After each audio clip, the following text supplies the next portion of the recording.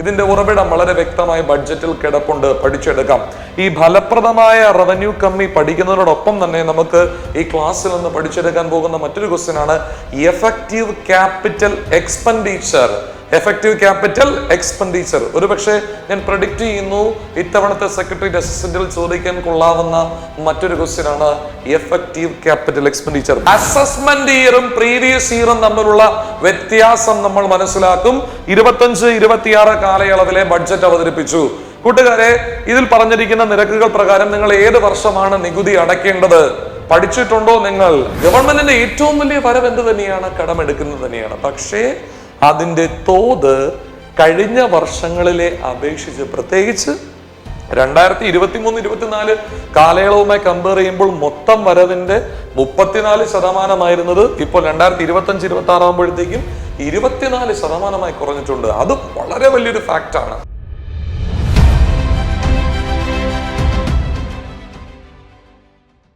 Hello friends, welcome to Zodiac academy.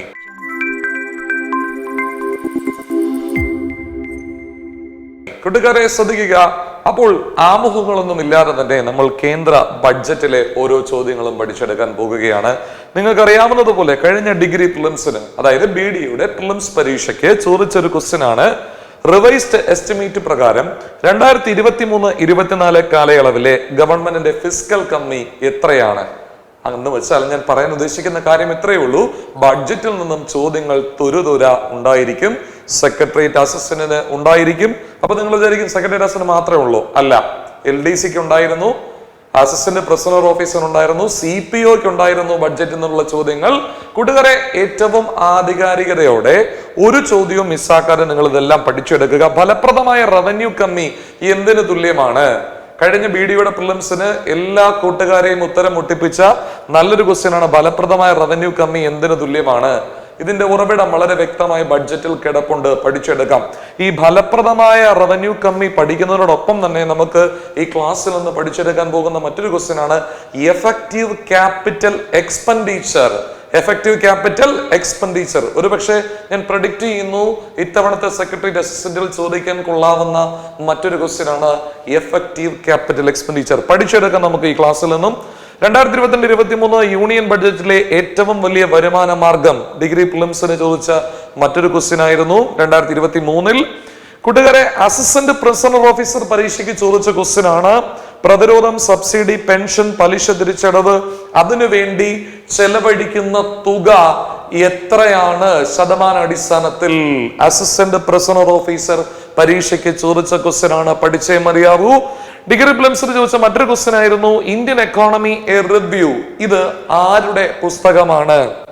ഈ ഒരു തലക്കെട്ടോടുകൂടി നമ്മുടെ സാമ്പത്തിക സർവേക്ക് പകരം കഴിഞ്ഞ ഇടക്കാല ബഡ്ജറ്റിൽ അവതരിപ്പിച്ച, അല്ലെങ്കിൽ കഴിഞ്ഞ ഇടക്കാല ബഡ്ജറ്റിന് മുൻപ് നമ്മുടെ സാമ്പത്തിക സർവേക്ക് പകരം അവതരിപ്പിച്ച ഈ പുസ്തകത്തിന്റെ രചയിതാവ് ആരാണ്? നമ്മുടെ അനന്ത നാഗേശ്വരൻ ആണ്, ചീഫ് എക്കണോമിക് അഡ്വൈസർ. അടുത്ത കാലത്ത് ചോദിച്ചിട്ടുള്ള ക്വസ്റ്റ്യൻ ആണ്.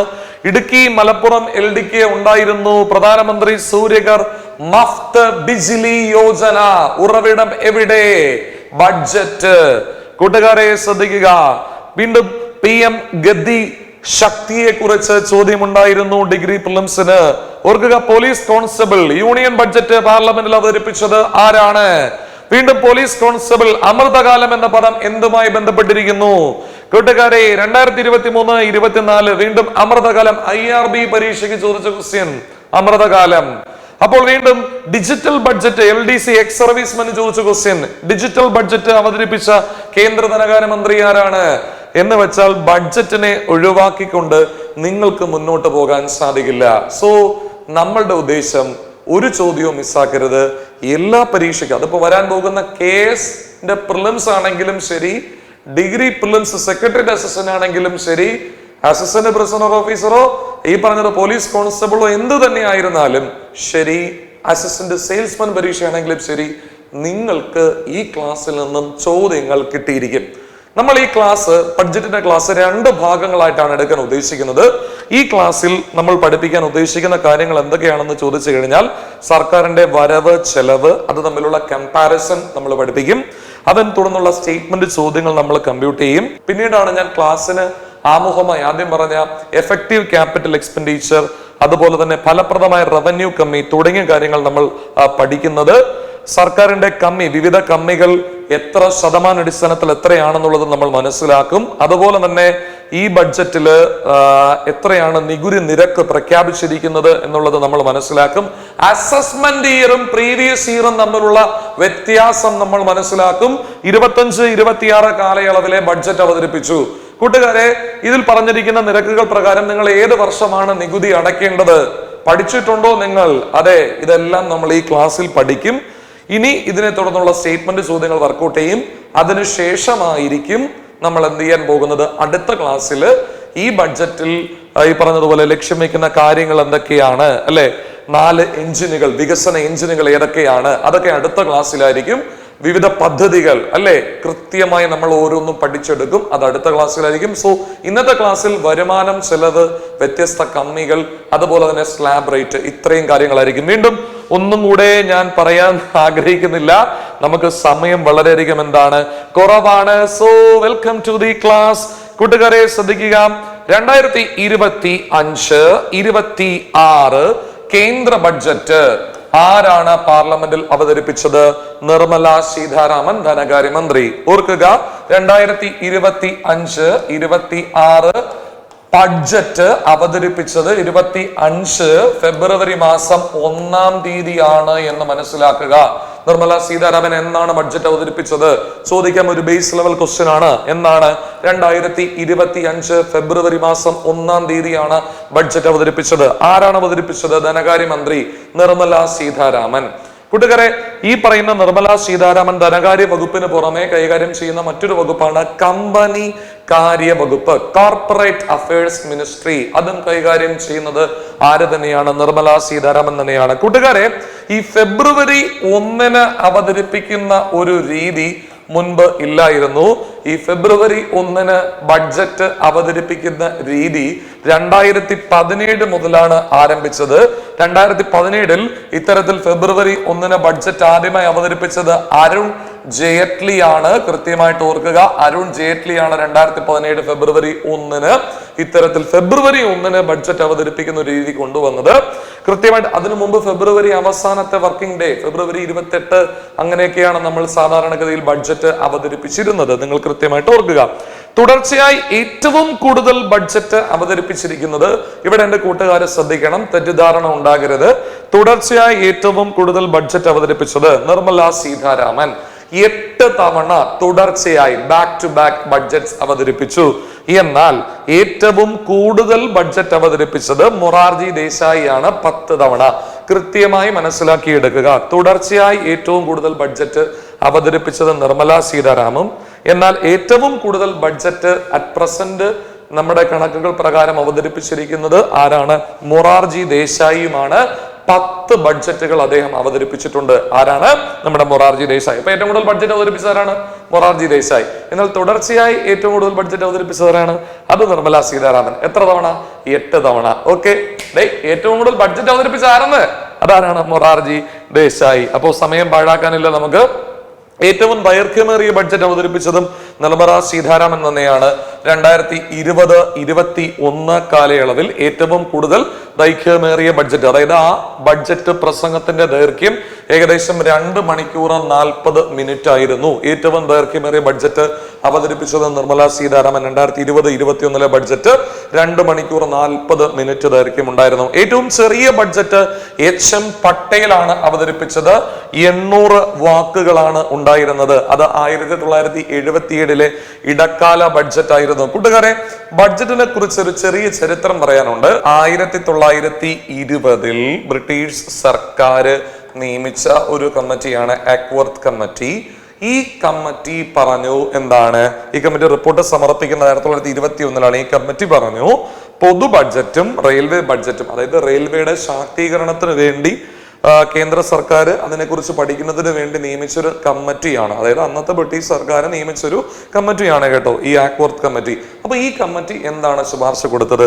റെയിൽവേ ബഡ്ജറ്റിനെ പൊതു ബഡ്ജറ്റിൽ നിന്നും എന്ത് ചെയ്യണം? സെപ്പറേറ്റ് ചെയ്യണം. രണ്ടും രണ്ടായിട്ട് അവതരിപ്പിക്കണം. അങ്ങനെ ആദ്യമായി റെയിൽവേ ബഡ്ജറ്റും പൊതു ബഡ്ജറ്റും വേർതിരിച്ചു അവതരിപ്പിച്ചു. രണ്ടും സെപ്പറേറ്റ് ആയിട്ട് അവതരിപ്പിച്ചു.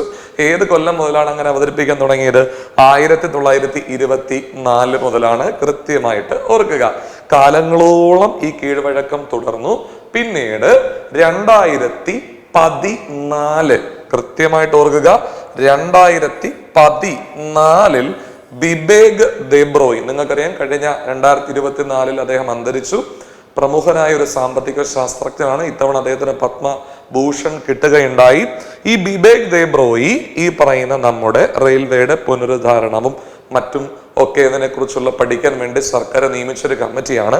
ഈ കമ്മിറ്റിയുടെ ശുപാർശ പ്രകാരമാണ് അത്തരത്തിൽ സെപ്പറേറ്റ് ആയിട്ട് അവതരിപ്പിക്കേണ്ട ഒരു കാര്യമില്ല, പൊതു ബഡ്ജറ്റിന്റെ കൂടെ തന്നെ എന്ത് ചെയ്താൽ മതി, റെയിൽവേ ബഡ്ജറ്റും കൂടി അവതരിപ്പിച്ചാൽ മതി എന്ന് പറഞ്ഞത് ഈ ബിബേഗ് ദേബ്രോയ് കമ്മിറ്റിയാണ്. അപ്പോൾ അതിനെ തുടർന്ന് വീണ്ടും 2017 ഫെബ്രുവരി 1 മുതൽ ഈ ജനറൽ ബഡ്ജറ്റും റെയിൽവേ ബഡ്ജറ്റും ഒരുമിച്ച് ഒരൊറ്റ ബഡ്ജറ്റായിട്ട് എന്ത് ചെയ്യാൻ തുടങ്ങി, അവതരിപ്പിക്കാൻ തുടങ്ങി. അപ്പൊ 2017 ഫെബ്രുവരി 1 അപ്പൊ ഇതിനു മുമ്പ് ഞാനൊരു പ്രത്യേകത പറഞ്ഞു. എന്താണ് പ്രത്യേകത? ആദ്യമായി ഫെബ്രുവരി 1 ബഡ്ജറ്റ് അവതരിപ്പിച്ചത്, ആ ഒരു കീഴ്വഴക്കം കൊണ്ടുവന്നത് 2017 ആ സമയത്ത് ആരാ ബഡ്ജറ്റ് അവതരിപ്പിച്ചേ? പറഞ്ഞ എന്റെ കൂട്ടുകാര് അരുൺ ജെയ്റ്റ്ലി ആണ്. ആരാണ്? അരുൺ ജെയ്റ്റ്ലി. അപ്പൊ ചോദിച്ചേ എന്തൊക്കെയാണ് ഞാനിവിടെ പറഞ്ഞത്? ആദ്യമായിട്ട് അക്ബർത്ത് കമ്മീഷന്റെ ശുപാർശ പ്രകാരം 1924 ജനറൽ ബഡ്ജറ്റ്, റെയിൽവേ ബഡ്ജറ്റ് എന്നിങ്ങനെ രണ്ടായിട്ട് റെയിൽവേ ബഡ്ജറ്റ് സെപ്പറേറ്റ് ആയിട്ട് എന്ത് ചെയ്തു, അവതരിപ്പിച്ചു. 1924 കാലങ്ങളോളം ഈ കീഴ്വഴക്കം തുടർന്നു. പിന്നീട് 2014 കേന്ദ്ര സർക്കാർ നിയമിച്ച ബിബേഗ് ദേബ്രോയ് കമ്മിറ്റിയുടെ ശുപാർശ പ്രകാരം രണ്ടിനെയും ഒരുമിച്ച് ഒറ്റ ബഡ്ജറ്റായി അവതരിപ്പിക്കാൻ തുടങ്ങി. എന്ന് മുതൽ 2017 ഫെബ്രുവരി 1 മുതൽ. സെറ്റാണ് എന്ന് ഞാൻ വിശ്വസിക്കുന്നു. കൂട്ടുകാരെ, ബ്രിട്ടീഷ് ഇന്ത്യയിൽ ആദ്യമായി ബഡ്ജറ്റ് അവതരിപ്പിച്ചത് ആരാ? പറയണേ അങ്ങോട്ട്. James Wilson. കൂട്ടുകാരെ, ബ്രിട്ടീഷ് ഇന്ത്യയിൽ ആദ്യമായി ബഡ്ജറ്റ് അവതരിപ്പിച്ചത് ആരാണ്? ജെയിംസ് വിൽസൺ ആണ് എന്ന് കൃത്യമായിട്ട് ഓർക്കുക. ജെയിംസ് വിൽസൺ ബഡ്ജറ്റ് അവതരിപ്പിച്ചത് 1860 ഏപ്രിൽ മാസം 7-ാം തീയതി ആണ്. അദ്ദേഹം കാനിങ് പ്രഭുവിന്റെ കാലത്തെ ഫിനാൻസ് മെമ്പർ ആയിരുന്നു അല്ലെ.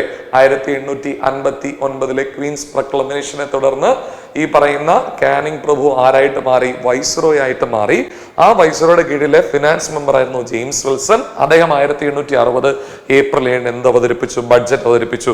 ഇദ്ദേഹത്തെ നാം ബഡ്ജറ്റിന്റെ പിതാവ് എന്ന് വിളിക്കുമെങ്കിലും ഓപ്ഷനിൽ PC മഹലനോബിസ് ഉണ്ടെങ്കിൽ കുറച്ചുകൂടി നല്ല ഉത്തരം ഏതാണ്?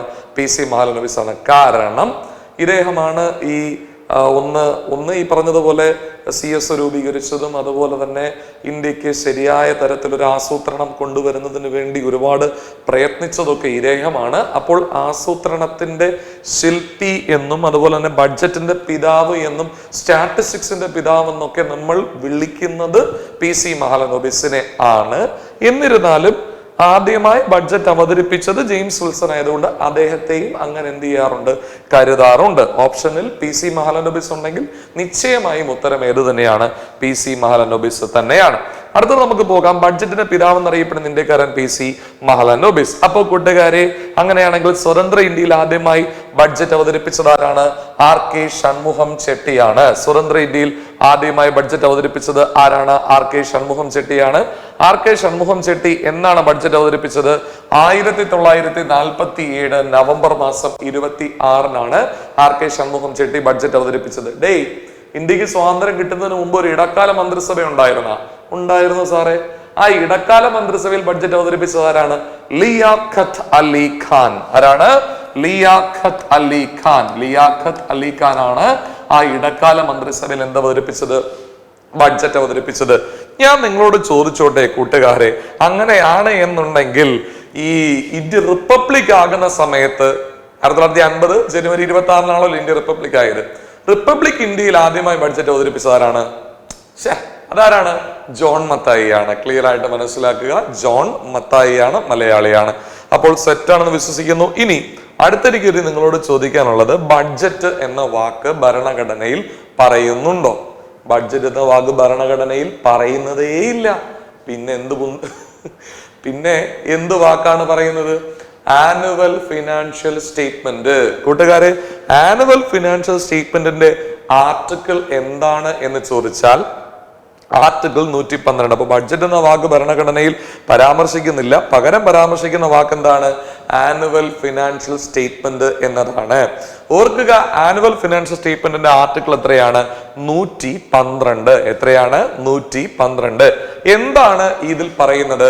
വരാൻ പോകുന്ന സാമ്പത്തിക വർഷം നാം പ്രതീക്ഷിക്കുന്ന വരവുകളുടെയും പ്രതീക്ഷിക്കുന്ന ചെലവുകളുടെയും ഒരു സംഹിത. That's it. ഓക്കെ, ഇതെന്തിനാണ് പാർലമെന്റിൽ അവതരിപ്പിക്കുന്നത്? അതിപ്പോ ശീലമായിപ്പോ സാറേ എല്ലാ വർഷവും ബഡ്ജറ്റ് അവതരിപ്പിക്കുന്നത്. അതുകൊണ്ടാണ് പാർലമെന്റ് അവതരിപ്പിക്കുന്നത്. അത് അവതരിപ്പിച്ചില്ലെങ്കിൽ അവർക്കും, അത് കേട്ടില്ലെങ്കിൽ മാധ്യമങ്ങൾക്കും ഒരു സുഖമില്ല. അതൊന്നും അല്ല. It's A concrete reason for that. എന്തുകൊണ്ടാണ് പാർലമെന്റിൽ ബഡ്ജറ്റ് അവതരിപ്പിക്കുന്നത്? വരാൻ പോകുന്ന സാമ്പത്തിക വർഷത്തിൽ നാം പ്രതീക്ഷിക്കുന്ന ചെലവുകൾക്ക് വേണ്ട പണം, യെസ്, ഈ പണം കൺസോളിഡേറ്റഡ് ഫണ്ടിൽ നിന്നും ചെലവഴിക്കുന്നതിന് വേണ്ട അനുമതി നേടുക. ഇതാണ് പാർലമെന്റിൽ ബഡ്ജറ്റ് അവതരിപ്പിക്കുന്നത് കൊണ്ട് നാം ലക്ഷ്യം വെക്കുന്നത്. സോ കൃത്യമായിട്ട് മനസ്സിലാക്കുക, ഒരു ചടങ്ങിന് വേണ്ടിയിട്ടല്ല പാർലമെന്റിൽ ബഡ്ജറ്റ് അവതരിപ്പിക്കുന്നത്. അതൊരു കോൺസ്റ്റിറ്റ്യൂഷണൽ ഉത്തരവാദിത്തമാണ്. അത് അവതരിപ്പിച്ചാൽ മതിയാവും. നിങ്ങൾക്കറിയാവുന്നതുപോലെ കൺസോളിഡേറ്റഡ് ഫണ്ട് ആർട്ടിക്കിൾ 266 ക്ലോസ് 1 എന്താണ് പ്രത്യേകത? സർക്കാരിന്റെ ഒട്ടുമുക്കാൽ വരവുകളും, സർക്കാർ കടമെടുക്കുന്നതാണെങ്കിലും നികുതിയാണെന്നുണ്ടെങ്കിലും ഒക്കെ വന്ന് വീഴുന്നത് ഏത് അക്കൗണ്ടിലേക്കാണ്? കൺസോളിഡേറ്റഡ് ഫണ്ടിലേക്കാണ്. കൂട്ടുകാരെ, എത്ര വേണമെങ്കിലും അതിലേക്ക് പണം വരാം, കുഴപ്പമില്ല. പക്ഷേ 1 രൂപ പോലും അവിടെ നിന്ന് സർക്കാരിന് പാർലമെന്റിന്റെ അനുമതി ഇല്ലാതെ എന്ത് ചെയ്യാൻ പറ്റില്ല? ചെലവാക്കാൻ പറ്റില്ല. ടെക്നിക്കലി എന്തിനാണ് പാർലമെന്റിൽ ബഡ്ജറ്റ് അവതരിപ്പിക്കുന്നത്? ഇത്രയേ ഉള്ളൂ. വരാൻ പോകുന്ന സാമ്പത്തിക വർഷം പ്രതീക്ഷിക്കുന്ന ചെലവുകൾക്ക് വേണ്ട പണം കൺസോളിഡേറ്റഡ് ഫണ്ടിൽ നിന്നും ചെലവഴിക്കുന്നതിന് വേണ്ട അനുമതി തേടുക എന്ന ഉദ്ദേശത്തോടു കൂടി. അപ്പൊ അതിലും തെറ്റില്ല. ഇനി അടുത്തതാണ് നമ്മൾ തന്ത്രപ്രധാനമായ ചില കാര്യങ്ങളിലേക്ക് കാലെടുത്ത് വെക്കുന്നത്. കൂട്ടുകാരെ ശ്രദ്ധിക്കുക, സർക്കാരിന്റെ പ്രധാനപ്പെട്ട വരവുകൾ. നമുക്കൊന്ന് ഇവിടെ വളരെ ആഴത്തിൽ തരത്തിലുള്ള സ്റ്റേറ്റ്മെന്റ് ചോദ്യങ്ങൾ വന്നാലും മനസ്സിലാക്കണമെന്ന ഉദ്ദേശത്തോടു കൂടി പഠിച്ചേ മതിയാകൂ. കൂടാതെ സർക്കാരിന്റെ ഏറ്റവും വലിയ വരവ് സ്റ്റിൽ അതെന്ത് തന്നെയാണ്? കടം എടുക്കുന്നത് തന്നെയാണ്. 2025-26 കാലയളവിൽ അവതരിപ്പിച്ച ബഡ്ജറ്റ് പ്രകാരം മൊത്തം വരവിന്റെ 24% എന്ത് തന്നെയാണ്? കടം എടുക്കുന്നതിലൂടെയാണ് ഗവൺമെന്റ് എന്ത് ചെയ്യാൻ ഉദ്ദേശിക്കുന്നത്? സമാഹരിക്കാൻ ഉദ്ദേശിക്കുന്നത്. കൂട്ടുകാരെ, ഇത് 2024-25 കാലയളവിൽ 27% മൊത്തം വരവിന്റെ 27%. 23-24 കാലയളവിൽ മൊത്തം വരവിന്റെ 34% ദാറ്റ് മീൻസ് ഇവിടെ ഒരു ചോദ്യം ഒളിഞ്ഞു കിടപ്പുണ്ട്. ഗവൺമെന്റിന്റെ ഏറ്റവും വലിയ വരവ് എന്ത് തന്നെയാണ്? കടമെടുക്കുന്നത് തന്നെയാണ്. പക്ഷേ അതിന്റെ തോത് കഴിഞ്ഞ വർഷങ്ങളിലെ അപേക്ഷിച്ച്, പ്രത്യേകിച്ച് 2023-24 കാലയളവുമായി കമ്പയർ ചെയ്യുമ്പോൾ മൊത്തം വരവിന്റെ 34% ഇപ്പോൾ 2025-26 ആകുമ്പോഴത്തേക്കും 24% കുറഞ്ഞിട്ടുണ്ട്. അത് വളരെ വലിയൊരു ഫാക്റ്റാണ്. കടം എടുക്കുന്നതിന്റെ തോത് കുറഞ്ഞിട്ടുണ്ട്. അപ്പൊ ചിലർ തർക്കിക്കും, സാറേ അത് പെർസെൻറ്റേജ് വൈസ് ഒരു കണക്കാണ്, ചിലപ്പോൾ അത് ആക്ച്വൽ എമൗണ്ടിൽ കറക്റ്റ് ആകണമെന്ന് നിർബന്ധമില്ല. ശരിക്കും ആക്ച്വൽ എമൗണ്ടും ഗവൺമെന്റ് മൊത്തം എടുക്കുന്ന കടത്തിന്റെ അളവ് എന്ത് ചെയ്തിട്ടുണ്ട്? കുറച്ചിട്ടുണ്ട്. നമുക്കൊന്ന് പരിശോധിക്കാം കൂട്ടുകാരെ. 2023-24 കാലയളവിൽ ഗവൺമെന്റ് എടുത്ത കടം എന്ന് പറയുന്നത് 16,54,643 കോടി രൂപയാണ്. ജസ്റ്റ്ലി 16,54,000 കോടി എന്ന് നമുക്ക് പറഞ്ഞു. അങ്ങനെ പറഞ്ഞു നിങ്ങൾ, കുഴപ്പമില്ല. ഇത് 2024-25 പുതുക്കിയ റിവൈസ് എസ്റ്റിമേറ്റ് പ്രകാരം നമ്മൾ നോക്കുമ്പോൾ ആ കടം എടുക്കുന്നതിന്റെ അളവ് 15,69,527 കോടിയായി എന്ത് ചെയ്തിട്ടുണ്ട്? കുറഞ്ഞിട്ടുണ്ട്. അത് 2025-26 വരാൻ പോകുന്ന സാമ്പത്തിക വർഷമാകുമ്പോഴേക്കും അത് 15,60,8,936 കോടിയായി എന്ത് ചെയ്തിട്ടുണ്ട്? കുറഞ്ഞിട്ടുണ്ട്. ദാറ്റ് മീൻസ് എമൗണ്ട് വൈസ് നോക്കിക്കഴിഞ്ഞാൽ 23-24 25-26 നമ്മൾ കമ്പയർ നോക്കുമ്പോൾ 16,54,000 കോടി 23-24 കാലയളവിൽ കടമെടുത്തെങ്കിൽ 25-26 കാലയളവിൽ അത് 15,60,68,936 കോടിയായി കുറഞ്ഞിട്ടുണ്ട്. യെസ്, കുറഞ്ഞിട്ടുണ്ട്. കടമെടുക്കുന്നതിന്റെ തോത് amount wise, percentage wise, everything കുറഞ്ഞിട്ടുണ്ട്. ക്ലിയർ ആണ്. ഇനി GDP-യിൽ ഈ പറയുന്ന കടമെടുക്കുന്നതിന്റെ അനുപാതം 2023-24 കാലയളവിൽ കടമെടുക്കുന്നതിന്റെ തോത് GDP-യുടെ 5.6%. ഈ കടമെടുക്കുന്നതാണ് വാസ്തവത്തിൽ എന്തെന്ന് പറയുന്നത്, ഈ ഫിസ്ക്കൽ കമ്മി എന്ന് പറയുന്നത്. അപ്പോൾ കടമെടുക്കുന്നത് അല്ലെങ്കിൽ ഫിസ്ക്കൽ കമ്മി നമ്മൾ വിശദമായിട്ട് പിന്നീട് നമുക്കത് കാണാം, ഈ കടമെടുക്കുന്നത് ഫിസ്ക്കൽ കമ്മി.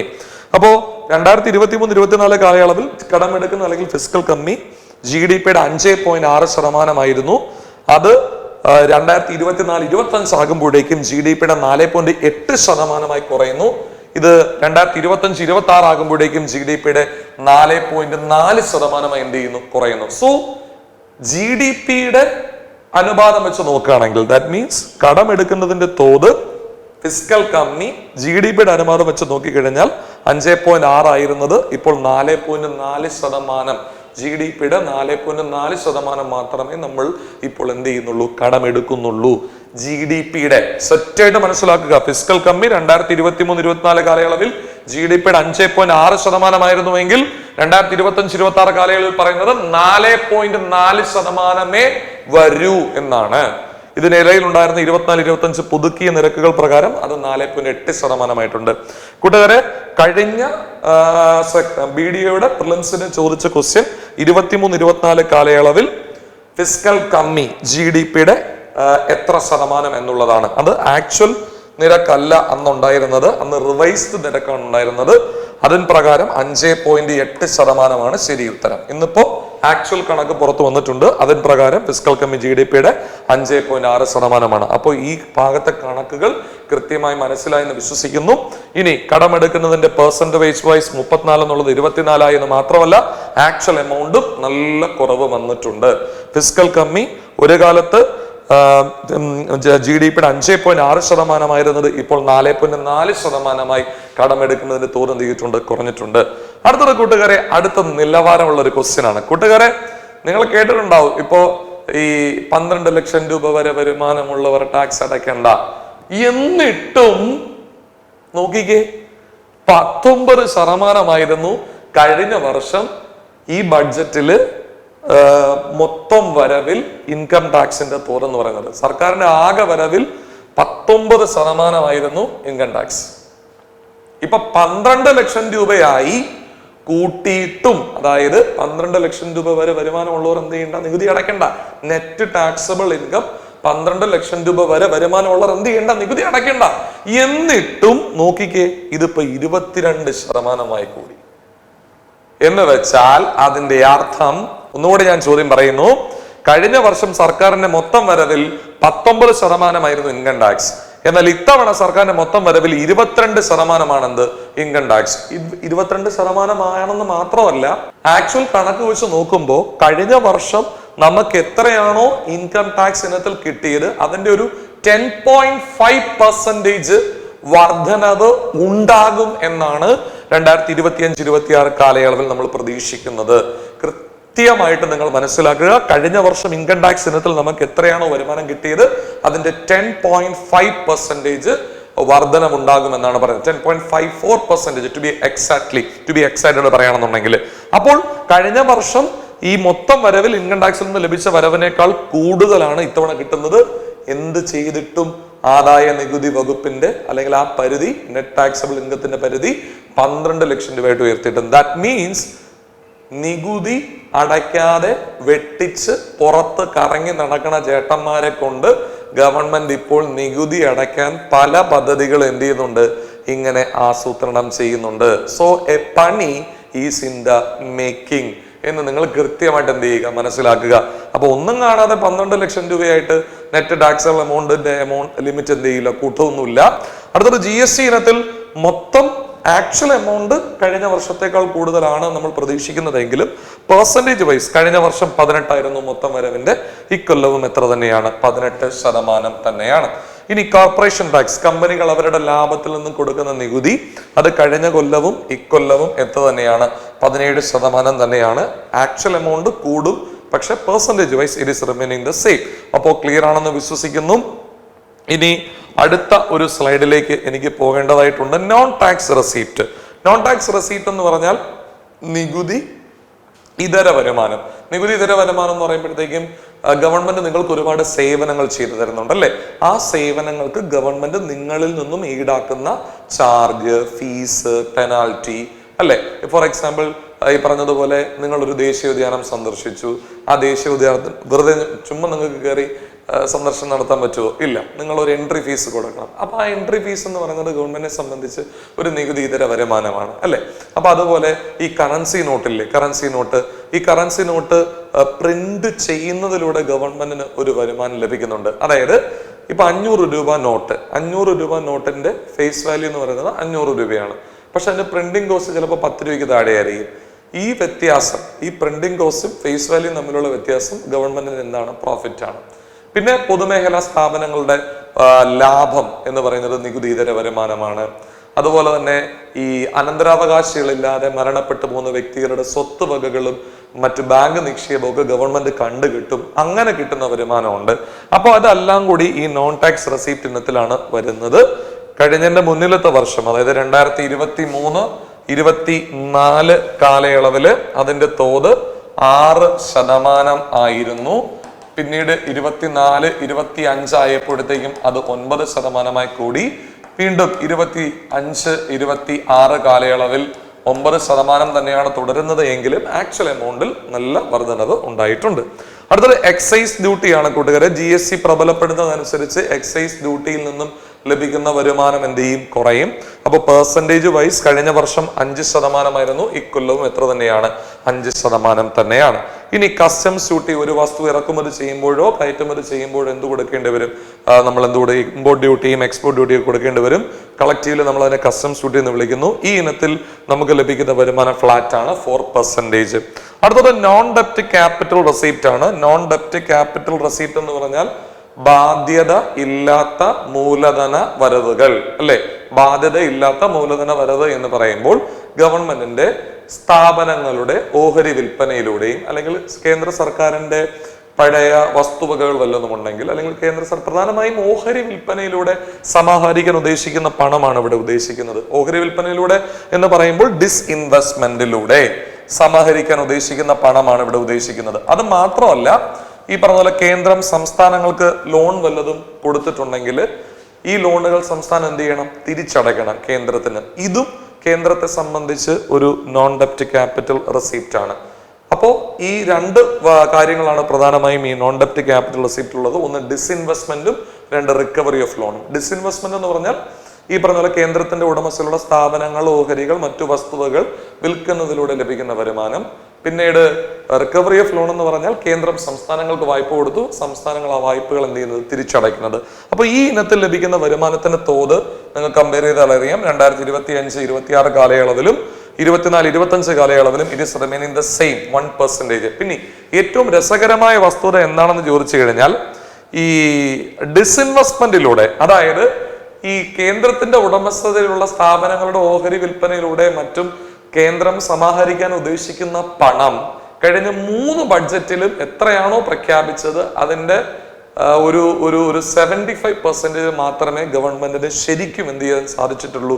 സമാഹരിക്കാൻ സാധിച്ചിട്ടുള്ളൂ. ക്ലിയർ ആണെന്ന് വിശ്വസിക്കുന്നു. കാരണം ഈ 2024-25 ബഡ്ജറ്റ് എസ്റ്റിമേറ്റ് പ്രകാരം ഈ നോൺ ഡെപ്റ്റ് ക്യാപിറ്റൽ റെസീപ്റ്റിൽ പ്രത്യേകിച്ച് ഡിസ്ഇൻവെസ്റ്റ്മെന്റ്, റിക്കവറി ഓഫ് ലോണും ഈ രണ്ടിനത്തിലും ഏകദേശം 70,000 കോടിയോളം സമാഹരിക്കാൻ കേന്ദ്രം ആഗ്രഹിച്ചിരുന്നുവെങ്കിലും 59,000 കോടി രൂപയെ നമുക്ക് സമാഹരിക്കാൻ സാധിച്ചിട്ടുള്ളൂ. എന്നിരുന്നാലും 2025-26 കാലയളവിൽ 78,000 കോടി രൂപ സമാഹരിക്കും എന്നാണ് കേന്ദ്രം എന്ത് ചെയ്തിരിക്കുന്നത്? പറഞ്ഞിരിക്കുന്നത്. അപ്പോൾ അതാണ് ഞാൻ ഇവിടെ എഴുതിയത്. 2025-26 കാലയളവിൽ ഈ നോൺ ഡെപ്റ്റ് ക്യാപിറ്റൽ റെസീപ്റ്റ് ഇനത്തിൽ കേന്ദ്രം 78,000 കോടി രൂപ സമാഹരിക്കാൻ ഉദ്ദേശിക്കുന്നു. എന്നാൽ 24-25 പുതുക്കിയ നിരക്കുകൾ പ്രകാരം നിലവിൽ 59,000 കോടി സമാഹരിക്കാനേ സാധിച്ചിട്ടുള്ളൂ. അത് ബഡ്ജറ്റ് ഇടുന്ന സമയത്ത് ഏകദേശം 70,000 കോടിക്ക് പുറത്ത് സമാഹരിക്കും എന്ന് വിചാരിച്ചിരുന്ന സ്ഥലത്ത് ഇത്രയും നമുക്ക് എന്ത് ചെയ്തിട്ടുള്ളൂ? സമാഹരിക്കാൻ സാധിച്ചിട്ടുള്ളൂ. അപ്പോ ചെലവിലേക്ക് പോകുന്നതിന് മുൻപ് നമുക്ക് ഈ വരവിൽ നിന്നുള്ള ചോദ്യങ്ങൾ ഒന്ന് കണ്ടിട്ട് ചെലവിലേക്ക് പോകാം. അതാണ് കുറച്ചുകൂടെ നല്ലത്. അപ്പൊ 25-26 കാലയളവിൽ കേന്ദ്ര സർക്കാരിന്റെ ഏറ്റവും വലിയ വരവ് എന്ത് തന്നെയാണ്? ഒരു സംശയം വേണ്ട, കടമെടുക്കുന്നത് തന്നെയാണ്. പക്ഷെ ഇതിന്റെ തോത് കഴിഞ്ഞ വർഷത്തെ അപേക്ഷിച്ച് എന്ത് ചെയ്തിട്ടുണ്ട്? യെസ്, ഗണ്യമായി കുറഞ്ഞിട്ടുണ്ട്. ഫിസ്ക്കൽ കമ്മി GDP-യുടെ 5.6% 23-24 ആക്ച്വൽസ് വന്ന സമയത്ത് 5.6% ഫിസിക്കൽ കമ്മി GDP-യുടെ 5.6% ഇപ്പോൾ 4.4 വരൂ എന്നാണ് പറയുന്നത്. കടമെടുക്കുന്നതിന്റെ തോത് ഗണ്യമായിട്ട് കുറഞ്ഞിട്ടുണ്ട്. 25-26 കാലയളവിൽ സർക്കാരിന്റെ ഏറ്റവും വലിയ രണ്ടാമത്തെ വരുമാന മാർഗം, ഏറ്റവും വലിയ നികുതി വരുമാനം, ഏറ്റവും വലിയ പ്രത്യക്ഷ നികുതി, ഒരു സംശയവും വേണ്ട, ഉത്തരം ഇൻകം ടാക്സ് തന്നെ ആണ്. ഒരു സംശയവും വേണ്ട. കൂട്ടുകാരെ, ഞാൻ 10.5% വർധനവ് ഉണ്ട് എന്ന് ഞാൻ നേരത്തെ സൂചിപ്പിച്ചില്ലേ? അതായത് കഴിഞ്ഞ വർഷം 2023-24-25 കാലയളവില് 9,80,000 കോടി രൂപയാണ്. നേരത്തെ പറഞ്ഞില്ലേ 19% എന്ന് പറഞ്ഞില്ലേ ആകെ വരവിന്റെ. ഈ 19% എന്ന് പറയുന്നത് എമൗണ്ട് നോക്കുമ്പോൾ 9,80,000 കോടി രൂപയാണ് ഇൻകം ടാക്സ് ഇനത്തിൽ ഗവൺമെന്റ് കഴിഞ്ഞ വർഷം വന്നു ചേർന്നത്. ഓക്കെ. എന്നാൽ 2025-26 കാലയളവിൽ ഗവൺമെന്റ് പ്രതീക്ഷിക്കുന്നത് 10,82,000 കോടിയാണ്. അതാണ് ഞാൻ നേരത്തെ പറഞ്ഞത്, ആദായ നികുതിയുടെ പരിധി 12 ലക്ഷം രൂപയായി ഉയർത്തിയിട്ടും, അതായത് അത്രയും വരുമാനമുള്ള നികുതി അടയ്ക്കണ്ട എന്ന് പറഞ്ഞിട്ടും കഴിഞ്ഞ വർഷത്തേക്കാൾ 1,02,000 കോടി രൂപയുടെ വർധനവ് ഈ ഇനത്തിൽ ഗവൺമെന്റ് എന്ത് ചെയ്യുന്നു? പ്രതീക്ഷിക്കുന്നു. ദാറ്റ് മീൻസ് നികുതി അടയ്ക്കാതെ വെട്ടിച്ച് നടക്കുന്ന ഒരുപാട് ചേട്ടന്മാരെ കൊണ്ട് ഗവൺമെന്റ് എന്ത് ചെയ്യാൻ ഉദ്ദേശിക്കുന്നുണ്ട്? നികുതി അടപ്പിക്കാൻ ഉദ്ദേശിക്കുന്നുണ്ട്. അതാണ് ഞാൻ പറഞ്ഞത്, എ പണി ഈസ് ഇൻ ദ മേക്കിംഗ്. കൃത്യമായിട്ട് മനസ്സിലാക്കുക. ഒന്നും കാണാതെ അവരൊന്നും ചെയ്യില്ല കൂട്ടുകാരെ. ഓക്കെ. അപ്പൊ 2025-26 കാലയളവിൽ കേന്ദ്ര സർക്കാരിന്റെ ഏറ്റവും വലിയ രണ്ടാമത്തെ വരുമാന മാർഗം, രണ്ടാമത്തെ നികുതി വരുമാനം, ഏറ്റവും വലിയ പരോക്ഷ നികുതി, അതേതാണ്? GST. ഒന്നുകൂടെ ആവർത്തിക്കുന്നു, 25-26 കാലയളവിൽ സർക്കാരിന്റെ ഏറ്റവും വലിയ മൂന്നാമത്തെ വരുമാന മാർഗം, ഏറ്റവും വലിയ രണ്ടാമത്തെ നികുതി വരുമാനം, ഏറ്റവും വലിയ പരോക്ഷ നികുതി ഏതാണ്? GST ആണ്. ഓക്കെ. 2024-25 കാലയളവിൽ GSTയിൽ നിന്ന് ലഭിക്കുന്ന വരുമാനത്തിന്റെ തോത് കൂടുകയാണ് ചെയ്തത്. 24-25 മാത്രമല്ല, 25-26 കാലയളവിലും നമ്മൾ അതിൽ നിന്നും വലിയ വർധനവ് എന്ത് ചെയ്യുന്നുണ്ട്? പ്രതീക്ഷിക്കുന്നുണ്ട്. പെർസെന്റേജ് സെയിം ആയിരുന്നു, നിങ്ങൾ നോക്കണ്ട. വലിയ വർധനവ് എന്ത് ചെയ്യുന്നുണ്ട്? പ്രതീക്ഷിക്കുന്നുണ്ട്. 25-26 കാലയളവിൽ കേന്ദ്ര സർക്കാരിന് ഏറ്റവും കൂടുതൽ വരുമാനം ലഭിക്കുന്നത് പരോക്ഷ നികുതിയേക്കാൾ പ്രത്യക്ഷ നികുതിയിൽ നിന്നാണ്. അത് 25-26 എന്നല്ല, കഴിഞ്ഞ കുറെ നാളുകൊണ്ട് ഗവൺമെന്റ് ഏറ്റവും കൂടുതൽ വരുമാനം ലഭിക്കുന്നത് എവിടെ നിന്നാണ്? പ്രത്യക്ഷ നികുതിയിൽ നിന്നാണ്. എവിടെ നിന്നാണ്? പ്രത്യക്ഷ നികുതിയിൽ നിന്നാണ്. അപ്പൊ പെട്ടെന്ന് കൺഫ്യൂഷൻ വരും, സാറേ ഈ തന്നിരിക്കുന്ന ബഡ്ജറ്റിൽ ഏതാണ് പ്രത്യക്ഷ നികുതി, ഏതാണ് പരോക്ഷ നികുതി? കൃത്യമായിട്ട് ഓർക്കുക, ഈ 4 ഏതാണ് പ്രത്യക്ഷ നികുതി നിങ്ങൾക്കറിയാം. ഇൻകം ടാക്സ് എന്താണ്? പ്രത്യക്ഷ നികുതിയാണ്. GST എന്താണ്? പരോക്ഷ നികുതിയാണ്. ഞാൻ കുറച്ചു മുമ്പ് പറഞ്ഞില്ലേ, സർക്കാരിന്റെ മൂന്നാമത്തെ വരുമാന മാർഗം, രണ്ടാമത്തെ നികുതി വരുമാനം, ഏറ്റവും വലിയ പരോക്ഷ നികുതി. ഉത്തരം ഏതാണ്? GST. അപ്പൊ ഈ സ്ലൈഡിൽ പ്രത്യക്ഷ നികുതി, ഇൻകം ടാക്സ് പ്രത്യക്ഷ നികുതിയാണ്, GST പരോക്ഷ നികുതിയാണ്, കോർപ്പറേഷൻ ടാക്സ് എന്താണ്? അതും പ്രത്യക്ഷ നികുതിയാണ്, ഡയറക്ട് ടാക്സ് ആണ്. ക്ലിയർ ആണെന്ന് വിശ്വസിക്കുന്നു. ഓക്കെ. അടുത്ത സ്ലൈഡില് ഈ പറഞ്ഞ പോലെ എക്സൈസ് ഡ്യൂട്ടി എന്തോന്നാണ്? പരോക്ഷ നികുതിയാണ്. എക്സൈസ് ഡ്യൂട്ടി പരോക്ഷ നികുതിയാണ്. കസ്റ്റംസ് ഡ്യൂട്ടി എന്താണ്? അതും പരോക്ഷ നികുതിയാണ്. നമുക്കൊന്ന് കമ്പയർ ചെയ്ത് നോക്കാം. ഏറ്റവും കൂടുതൽ വരുമാനം ലഭിക്കുന്ന ഗവൺമെന്റിന് എവിടെ നിന്നാണെന്ന് നമുക്കൊന്ന് പരിശോധിക്കാം. നോക്കിയാലോ കൂട്ടരെ, ഇൻകം ടാക്സിൽ നിന്ന് 22% ഉണ്ട്, കോർപ്പറേഷൻ ടാക്സിൽ നിന്ന് 17% ഉണ്ട്, ടോട്ടൽ 39% ആണ്. അതായത് പ്രത്യക്ഷ നികുതിയിൽ നിന്നും ഗവൺമെന്റ് പ്രതീക്ഷിക്കുന്ന ഒരു വരവ് എന്ന് പറയുന്നത് മൊത്തം വരവിന്റെ 39% ആണ്. ഈ 39% എന്ന് പറയുന്നത് ഇൻകം ടാക്സിലൂടെയും കോർപ്പറേഷൻ ടാക്സിലൂടെയും ഗവൺമെന്റ് മൊത്തം വരവിൽ നിന്നും പ്രതീക്ഷിക്കുന്നത് 39%. ഈ 39% പ്രത്യക്ഷ നികുതി എന്ന് പറയുന്നത് GDP-യുടെ 6.9% എന്നുകൂടി നിങ്ങൾ എന്ത് ചെയ്യുക? മനസ്സിലാക്കുക. അങ്ങനെ വേണമെങ്കിൽ ചോദിക്കാം, GDP-യുടെ എത്ര ശതമാനമാണ്? 6.9% ആണ് എന്നുകൂടി നിങ്ങൾ എന്ത് ചെയ്യുക? മനസ്സിലാക്കുക. ഇനി പരോക്ഷ നികുതി ഇനത്തിൽ GST 18, excise duty 5, customs duty 4, 18, 23, 23, 4 എത്ര? 27%. ഇത് GDP-യുടെ 4.9% എന്ന് കൂടി നിങ്ങൾ എന്ത് ചെയ്യുക? മനസ്സിലാക്കുക. അപ്പോൾ പ്രത്യക്ഷ നികുതി 39%, GDP-യുടെ 6.9%. പരോക്ഷ നികുതി 27 എന്ന് പറയുന്നത് മീൻസ് അതിന്റെ ആക്ച്വൽ എമൗണ്ട് എടുത്ത് നോക്കിയാലും അത് GDP-യുടെ എത്ര വരും? 4.9% വരും. ഇതും അതിന്റെ ആക്ച്വൽ എമൗണ്ട് നോക്കിയാൽ GDP-യുടെ 6.9% വരും. ഓക്കെ, സെറ്റ് ആണെന്ന് വിശ്വസിക്കുന്നു. അപ്പോൾ 2025-26 കാലയളവിലെ നികുതി ചെലവുകളിലേക്ക് പോകുന്നതിന് മുമ്പ് നമുക്ക് ആ ടേബിൾ കണ്ടിട്ടല്ലേ ചെലവുകളിലേക്ക് പോകാൻ പറ്റുള്ളൂ. അതേ, ചെലവുകളിലേക്ക് പോവാൻ നമുക്ക്. ചെലവ് കൂട്ടുകാരെ, ചെലവിലേക്ക് പോയി കഴിഞ്ഞാല് ഗവൺമെന്റിന്റെ ഏറ്റവും വലിയ ചെലവ് എന്ന് പറയുന്നത് സംസ്ഥാനങ്ങൾക്കുള്ള നികുതി വിഹിതം തന്നെയാണ്. അത് 22%. എന്നാൽ ഒരു കാലത്ത് ഗവൺമെന്റിന്റെ ഏറ്റവും വലിയ ചെലവ് എന്ന് പറഞ്ഞത് ശതമാനാടിസ്ഥാനത്തിൽ അത് പലിശ അടവായിരുന്നു. നോക്കിയാൽ നിങ്ങൾക്ക് മനസ്സിലാവും. 2023-24 കാലയളവിൽ നോക്കിക്കേ, ഏറ്റവും വലിയ ചെലവ്, അതിനു മുമ്പും അങ്ങനെ തന്നെയായിരുന്നു, ഏറ്റവും വലിയ ചെലവ് എന്തായിരുന്നു? പലിശ അടവാണ്. അത് ഇപ്പോൾ എന്ത് ചെയ്തിട്ടുണ്ട്? 2ാം സ്ഥാനത്തേക്ക് മാറിയിട്ടുണ്ട്. ഏറ്റവും വലിയ ചെലവ് സംസ്ഥാനങ്ങൾക്കുള്ള നികുതി വിഹിതമായി മാറിയിട്ടുണ്ട്. ഓർക്കുക, കഴിഞ്ഞ വർഷം അതിന്റെ തോത് മൊത്തം ചെലവിന്റെ 21% കഴിഞ്ഞതിന്റെ മുന്നിലത്തെ വർഷം 2023-24 കാലയളവിൽ സംസ്ഥാനങ്ങൾക്കുള്ള നികുതി വിഹിതം മൊത്തം ചെലവിന്റെ 18% ആയിരുന്നു. ഇനി പലിശ എവിടേക്ക് പോയാൽ 2023-24 കാലയളവ് വരെ ഏറ്റവും വലിയ ചെലവ്, അതായത് അസിസ്റ്റന്റ് പ്രസിഡന്റ് ഓഫീസറിന് തന്നെയാണ് ഏറ്റവും വലിയ ചെലവ്. അതോ WCP ഒക്കെ ഏതോ ഒരു പരീക്ഷയ്ക്ക് ചോദിച്ചതാണ്. ഏറ്റവും വലിയ ചെലവ് ഏതാണ്? ഗവൺമെന്റിന്റെ ചോദിച്ച 2023 ചോദിച്ച ക്വസ്റ്റ്യൻ ആണ്. ഓക്കെ, ഏറ്റവും വലിയ ചെലവ് പലിശ അടവാണ്. എന്നാൽ പിന്നീട് ഇങ്ങോട്ട് നോക്കിയാൽ നമുക്ക് മനസ്സിലാവും അത് ഏറ്റവും വലിയ ചെലവ് ഏതായി മാറിയിരിക്കുകയാണ്? സംസ്ഥാനങ്ങൾക്കുള്ള നികുതി വിഹിതമായി മാറിയിരിക്കുകയാണ്. അടുത്തത് സെൻട്രൽ സെക്ടർ സ്കീംസും. ഈ സെൻട്രൽ സെക്ടർ സ്കീംസും ഉണ്ട്, സെൻട്രലി സ്പോൺസേർഡ് സ്കീംസും ഉണ്ട്. സെൻട്രൽ സെക്ടർ സ്കീംസ് എന്ന് പറഞ്ഞാൽ ഇത് 100% സെൻട്രലി കേന്ദ്ര സർക്കാർ തന്നെ ഫണ്ട് ചെയ്യുന്നതായിരിക്കും. മാത്രമല്ല ഇത് ഇംപ്ലിമെന്റ് ചെയ്യുന്നത് ആര് തന്നെയായിരിക്കും? കേന്ദ്ര സർക്കാർ തന്നെയായിരിക്കും. ഇനി സെൻട്രലി സ്പോൺസേർഡ് എന്ന് പറഞ്ഞാൽ 100% അല്ലെങ്കിൽ പകുതിയോ കേന്ദ്ര സർക്കാർ ഫണ്ട് ചെയ്യും. പക്ഷെ അത് നടപ്പിലാക്കുന്നത്, ഇംപ്ലിമെന്റ് ചെയ്യുന്നത് സംസ്ഥാന സർക്കാരോ അല്ലെങ്കിൽ സംസ്ഥാന സർക്കാരിന് വേണ്ടി ചില ഏജൻസികളോ ആയിരിക്കും. ക്ലിയർ ആണ്? അപ്പോൾ സെൻട്രൽ സെക്ടർ സ്കീംസ് എന്ന് പറഞ്ഞാൽ ഇനി അത് മാത്രമല്ല, ഈ പദ്ധതികൾ എന്ന് ഉദ്ദേശിക്കുമ്പോൾ അത് മാത്രമല്ല, ജനറൽ ചെലവുകൾ, നിർമ്മാണ പ്രവർത്തനങ്ങൾ ഒക്കെ അതിന്റെ ഭാഗമായിട്ട് വരാറുണ്ട്. അപ്പോൾ അതിന്റെ നിർമ്മാണം നടത്തുന്നതിന്റെ ചുമതല കേന്ദ്ര സർക്കാർ തന്നെയായിരിക്കും വഹിക്കുന്നത്. സ്പോൺസേർഡ് സ്കീംസ് ആണ്. അപ്പൊ ദേശീയ ഗ്രാമീണ തൊഴിലുറപ്പ് പദ്ധതി അതൊരു സെൻട്രലി സ്പോൺസേർഡ് സ്കീമാണ്. ക്ലിയർ ആണെന്ന് വിശ്വസിക്കുന്നു. ഓക്കെ, അത് സംസ്ഥാന സർക്കാരും കൂടിയാണ് എന്ത് ചെയ്യുന്നത്? നടപ്പിലാക്കുന്നത്. ക്ലിയർ ആണെന്ന് വിശ്വസിക്കുന്നത്. അത് സെൻട്രലി സ്പോൺസേർഡ് സ്കീമാണ്. എന്നാൽ കേന്ദ്രം നേരിട്ട് നടപ്പിലാക്കുന്നതാണെങ്കിൽ അതെന്താണ്? സെൻട്രൽ സെക്ടർ സ്കീംസ് ആണ്. അതിന്റെ ഒരു തോത് മൊത്തം ചെലവിന്റെ 16%.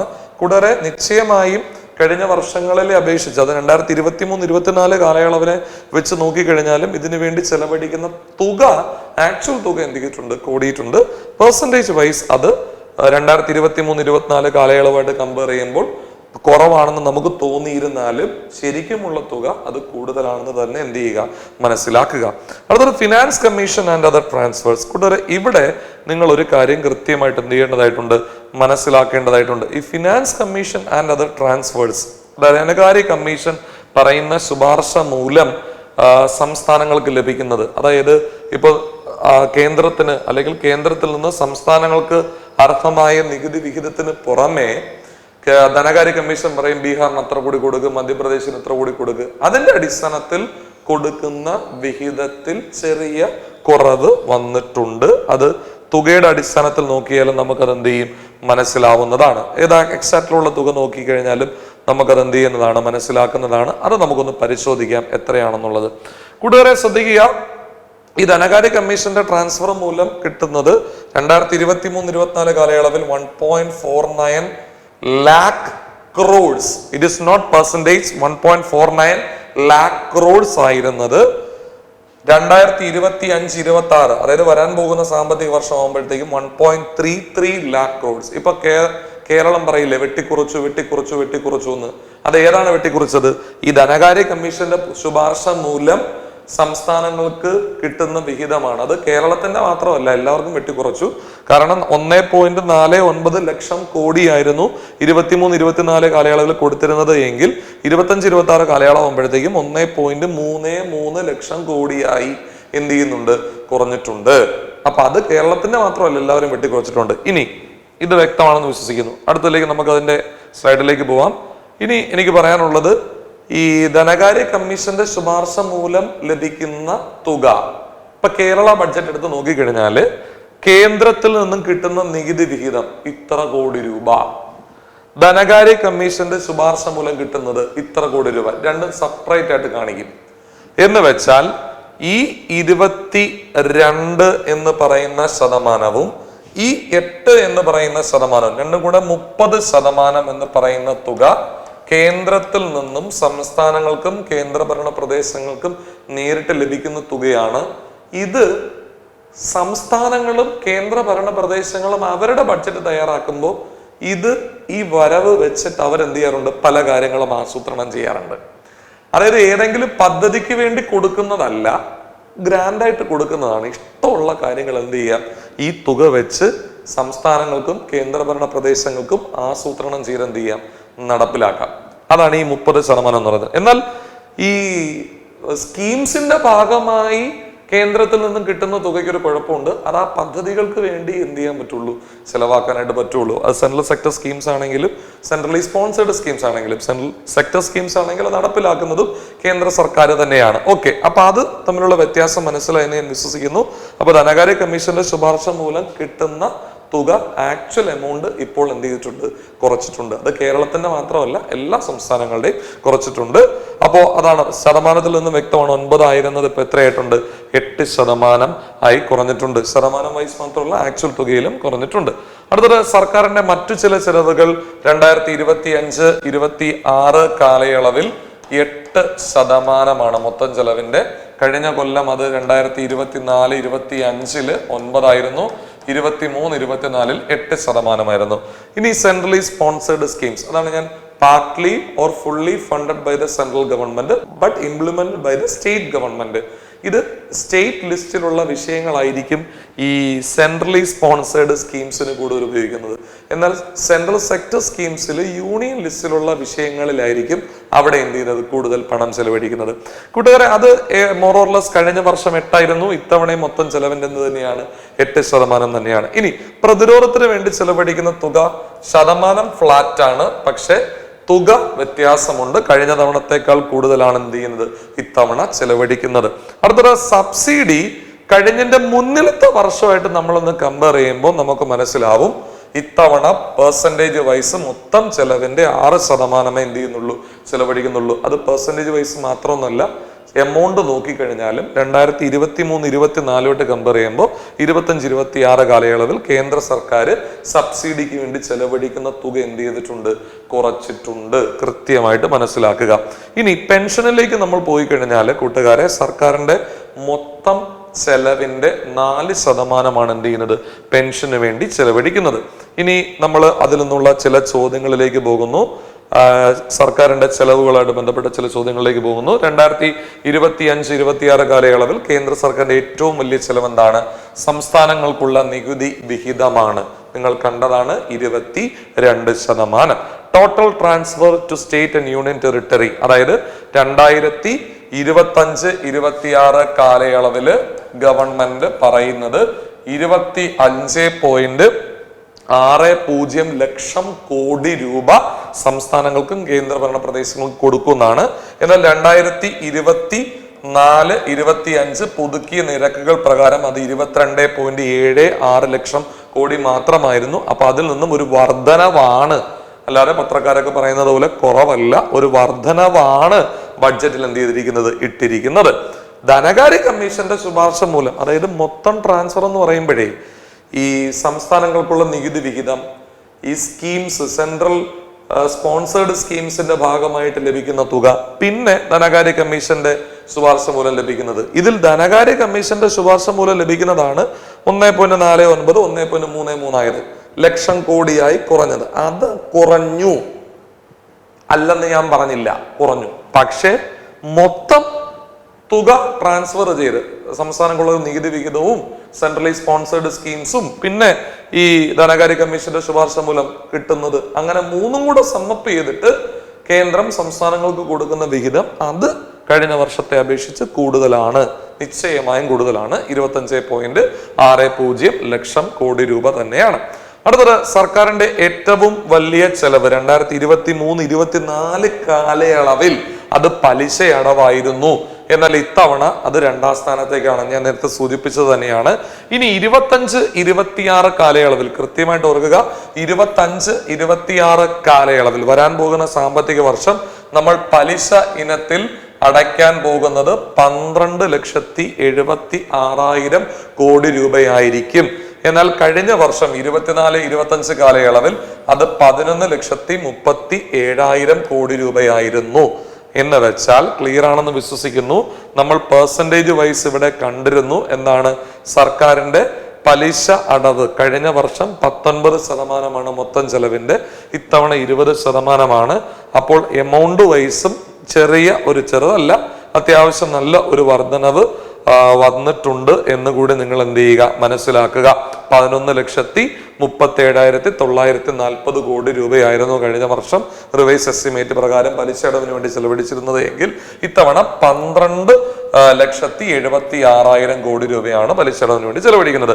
കേന്ദ്ര ബഡ്ജറ്റിൽ നിന്നും സംസ്ഥാനങ്ങൾക്ക് നേരിട്ട് ലഭിക്കുന്നത്, അതായത് അവർക്ക് ഇഷ്ടമുള്ള കാര്യങ്ങൾ ചെയ്യാം, പദ്ധതികളുടെ ഭാഗമല്ലാതെയൊക്കെ ലഭിക്കുന്നത്, അവർക്ക് ഇഷ്ടമുള്ള കാര്യം ചെയ്യാം.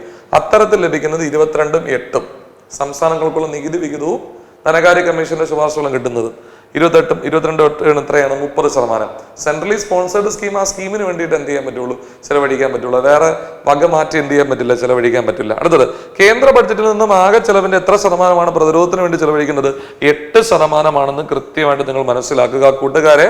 ഇത് കഴിഞ്ഞ വർഷം 2024-25 റിവൈസ് എസ്റ്റിമേറ്റ് പ്രകാരം നമ്മൾ ചെലവഴിച്ചിരുന്നത് 4,56,000 കോടിയായിരുന്നു എങ്കിൽ ഇത്തവണ നമ്മൾ ചെലവഴിക്കാൻ ഉദ്ദേശിക്കുന്നത് 4,91,732 കോടി. അതായത് എമൗണ്ട് വൈസ് കൂടുതലാണ്, percentage is remaining the same. ഇനി സബ്സിഡി തുടങ്ങിയവയ്ക്ക് വേണ്ടി ചെലവഴിക്കുന്ന തുക കഴിഞ്ഞ മുന്നിലത്തെ 23-24 കമ്പയർ ചെയ്യുമ്പോൾ തുക വൈസ് എന്ത് ചെയ്തിട്ടുണ്ട്, കുറഞ്ഞിട്ടുണ്ട്. പെർസെൻറ്റേജ് വൈസും കുറഞ്ഞിട്ടുണ്ട്. 7,000 എന്നത് 6,000 മാറി. ദേശീയ ഗ്രാമീണ തൊഴിലുറപ്പ് പദ്ധതിക്ക് വേണ്ടി മോറോർലെസ് കഴിഞ്ഞൊരു 3 പ്രാവശ്യം കൊണ്ട് ഏകദേശം 86,000 കോടി രൂപയാണ് കഴിഞ്ഞ തവണ ബഡ്ജറ്റ് ഇട്ടതും റിവൈസ് എസ്റ്റിമേറ്റ് പ്രകാരം പറയുന്നതും ഇത്തവണ പുതിയ ബഡ്ജറ്റിൽ വിട്ടിരിക്കുന്നതും എത്ര തന്നെയാണ്, 86,000 കോടി രൂപ തന്നെയാണ് എന്ന് നിങ്ങൾ കൃത്യമായിട്ട് മനസ്സിലാക്കുക. ഇനി ഈ വരവുകൾ ഞാൻ ഇങ്ങനെ പറയുന്നത് നിങ്ങളുടെ അടുത്ത് ഇത് കാണാതെ പഠിക്കാൻ വേണ്ടിയിട്ടൊന്നും അല്ല. എനിക്കിവിടെ നിങ്ങളെ ചില കാര്യങ്ങൾ, ചില ഫോർമുലകൾ, ഇപ്പൊ കഴിഞ്ഞ BD-യുടെ പ്രിലിംസിന് ചോദിച്ചില്ലേ, എഫക്റ്റീവ് റവന്യൂ എക്സ്പെൻഡിച്ചർ, ഫലപ്രദമായ എഫക്റ്റീവ് റവന്യൂ കമ്മി എന്താണ്, ഫലപ്രദമായ റവന്യൂ കമ്മി എന്ന് പറയുന്നത് എന്താണ്, അങ്ങനെയുള്ള ചില ഫോർമുലകളെ പഠിക്കാനായിട്ട് നിങ്ങൾക്ക് ഇത് സഹായിക്കും എന്ന അർത്ഥത്തിൽ മാത്രമാണ് ഞാൻ ഈ കണക്കുകൾ പറയുന്നത്. ഇതൊന്നും എല്ലാം കാണാതെ പഠിക്കണമെന്ന് ഞാൻ എന്ത് ചെയ്യില്ല, നിർബന്ധിക്കില്ല. ഓക്കെ, അപ്പോ എഫക്റ്റീവ് ക്യാപിറ്റൽ എക്സ്പെൻഡിച്ചർ എങ്ങനെയാണ് കണ്ടുപിടിക്കേണ്ടത് എന്ന് ചോദിച്ചു കഴിഞ്ഞാൽ അതിനു മുമ്പ് നമുക്ക് ചെലവുകൾ വെറുതെ ഓട്ടിച്ചു പോകാം. കൂട്ടുകാരെ, ഞാൻ ഈ പറയുന്നത് 24-25 റിവൈസ് എസ്റ്റിമേറ്റ് പ്രകാരമുള്ള ചെലവുകളാണ്. അതായത് പ്രതീക്ഷിക്കുന്ന 25-26 പ്രതീക്ഷിക്കുന്ന വരവും ചെലവും അതിന്റെ തുകയല്ല എഴുതിയിരിക്കുന്നത്, കഴിഞ്ഞ കൊല്ലം കഴിഞ്ഞതിന്റെ റിവൈസ് എസ്റ്റിമേറ്റ് പ്രകാരമുള്ള ഒരു തുകയാണ് എഴുതിയിരിക്കുന്നത്. കൂട്ടുകാരെ ശ്രദ്ധിക്കുക, കഴിഞ്ഞെന്ന് പറയുമ്പോൾ പരിപൂർണമായും കഴിഞ്ഞിട്ടില്ല, ഈ സാമ്പത്തിക വർഷം റൺ ചെയ്തുകൊണ്ടിരിക്കുകയാണ്. പുതുക്കിയ നിരക്ക് പ്രകാരം ഇത്രയും ആകുമെന്നാണ് പറയുന്നത്. ഒരുപക്ഷെ ഇതിന്റെ എക്സാക്ട് എമൗണ്ട് വരുന്നത് ഒരു കൊല്ലം കൂടെ കഴിഞ്ഞിട്ടായിരിക്കും. ആക്ച്വൽസ് എന്ന് പറഞ്ഞുകൊണ്ട് വരും, 24-25 ആക്ച്വൽസ് എന്ന് പറഞ്ഞുകൊണ്ട് വരും. അത് അടുത്ത ബഡ്ജറ്റിൽ എന്ത് ചെയ്യുള്ളൂ, നമുക്ക് കാണാനായിട്ട് സാധിക്കുകയുള്ളൂ. അപ്പൊ എന്നിരുന്നാലും നികുതി വരുമാനം എന്ന് വെച്ചാൽ ടാക്സ് റെസീപ്റ്റ് എന്ന് പറയും. ടാക്സ് റെസീപ്റ്റ് പ്രത്യക്ഷ നികുതി ഇനത്തിലും പരോക്ഷ നികുതി ഇനത്തിലും ലഭിച്ചത് 25,56,000 കോടി രൂപയാണ്. നികുതി ഇതര വരുമാനത്തിൽ 24-25 റിവൈസ് എസ്റ്റിമേറ്റ് പ്രകാരം 5,31,000 കോടി രൂപയാണ്. എന്ന് വെച്ചാൽ ടോട്ടൽ റവന്യൂ റെസീപ്റ്റ്. അപ്പൊ ടോട്ടൽ റവന്യൂ റെസീപ്റ്റ് എങ്ങനെ കണ്ടുപിടിക്കുന്നത് പഠിച്ചോ? എങ്ങനെയാണ് കണ്ടുപിടിക്കുന്നത്? ടാക്സ് റെസീപ്റ്റും നോൺ ടാക്സ് റെസീപ്റ്റും കൂടെ കൂട്ടിയാൽ എത്ര കിട്ടി? നോൺ ടാക്സ് റെസീപ്റ്റും ടാക്സ് റെസീപ്റ്റും കൂടെ കൂട്ടിയാൽ എന്ത് കിട്ടും? നമുക്ക് റവന്യൂ റെസീപ്റ്റ് കിട്ടും. അതെത്രയാണ്? 30,87,960 കോടി രൂപ. ഇനി ഗവൺമെന്റിന്റെ ഈ പറയുന്ന നമ്മൾ വരവാണ് ഇവിടെ പറയുന്നത്.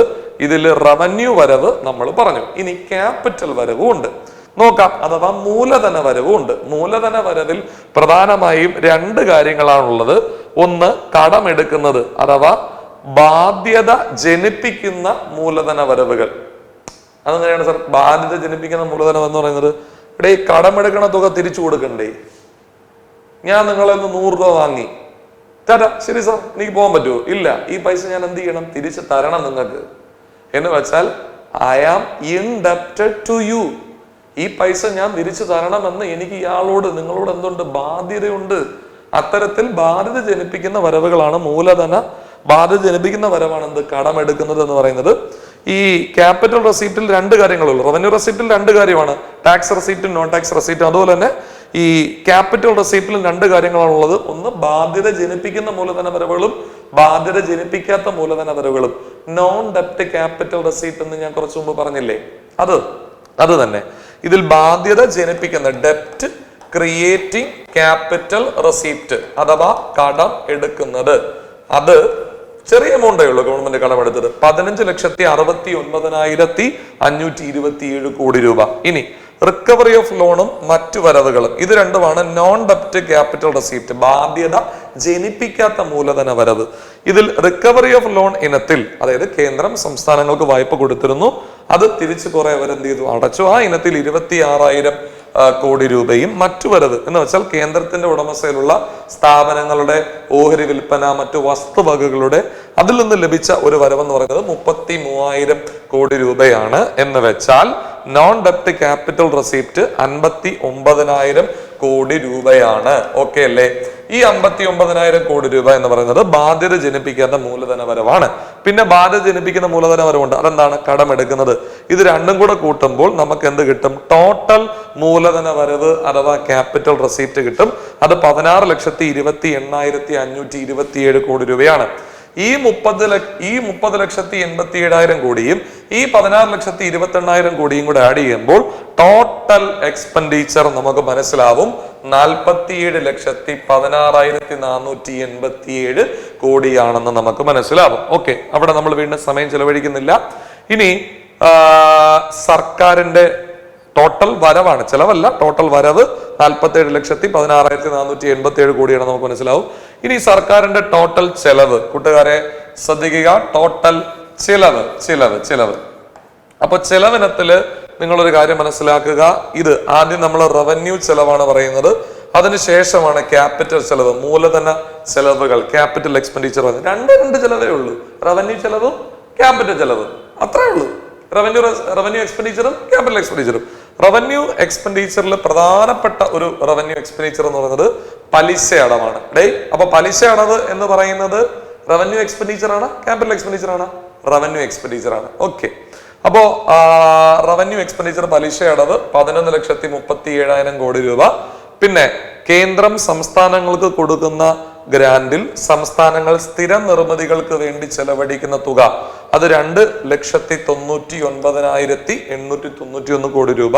മറ്റ് റവന്യൂ ചെലവുകൾ എന്ന് പറയുമ്പോൾ സാലറി, പെൻഷൻ, ദൈനംദിന ചെലവുകൾ, താൽക്കാലിക നിർമ്മിതികൾക്ക് വേണ്ടി ചെലവഴിക്കുന്ന തുക, അത് 22,60,227 കോടി രൂപ. ടോട്ടൽ റവന്യൂ റെസീപ്റ്റ് എന്ന് പറയുമ്പോൾ 36,98,058 കോടി രൂപ.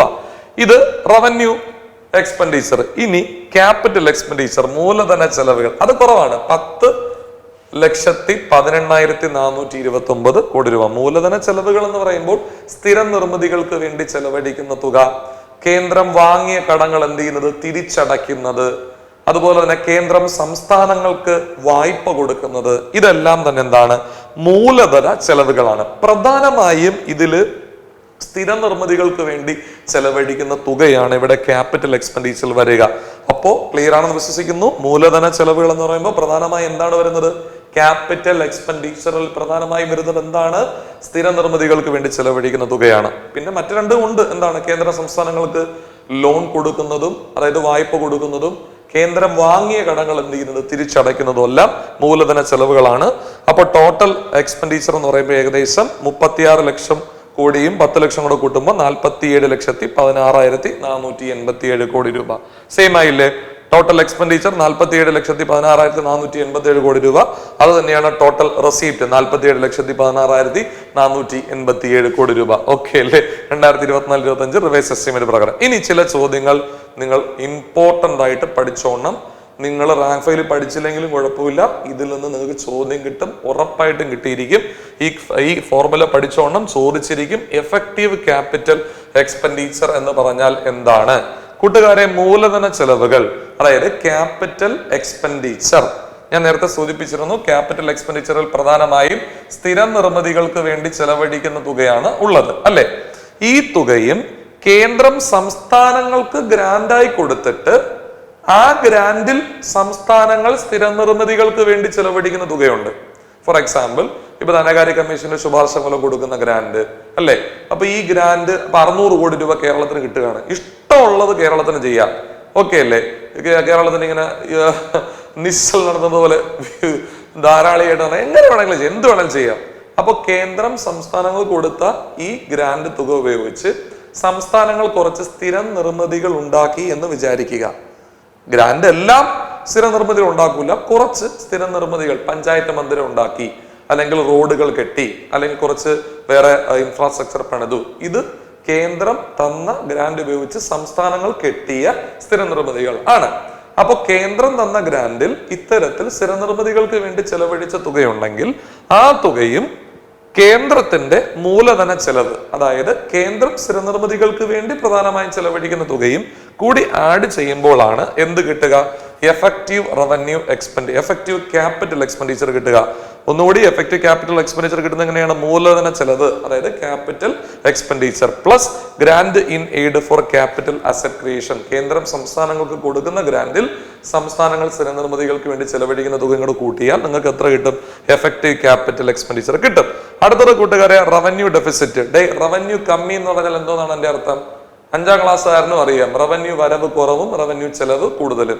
അപ്പോ റവന്യൂ ചെലവ് മൈനസ് റവന്യൂ വരവാണെന്ത്? റവന്യൂ കമ്മി. റവന്യൂ ചെലവ് 36 ലക്ഷം കോടി രൂപ, റവന്യൂ വരവ് 30 ലക്ഷം കോടി രൂപ. ഇവ തമ്മിലുള്ള വ്യത്യാസം 6 ലക്ഷം കോടി രൂപ. ഈ 6,10,98 കോടി രൂപ അഥവാ റവന്യൂ കമ്മി എന്ന് പറയുന്നത് 2024-25 പുതുക്കിയ നിരക്കുകൾ പ്രകാരം GDP-യുടെ 1.9%. ഇത് കാണാതെ പഠിച്ചോണം, 1.9%. ഓക്കെ, GDP-യുടെ 1.9% റവന്യൂ കമ്മി എന്ന് പറയുന്നത്.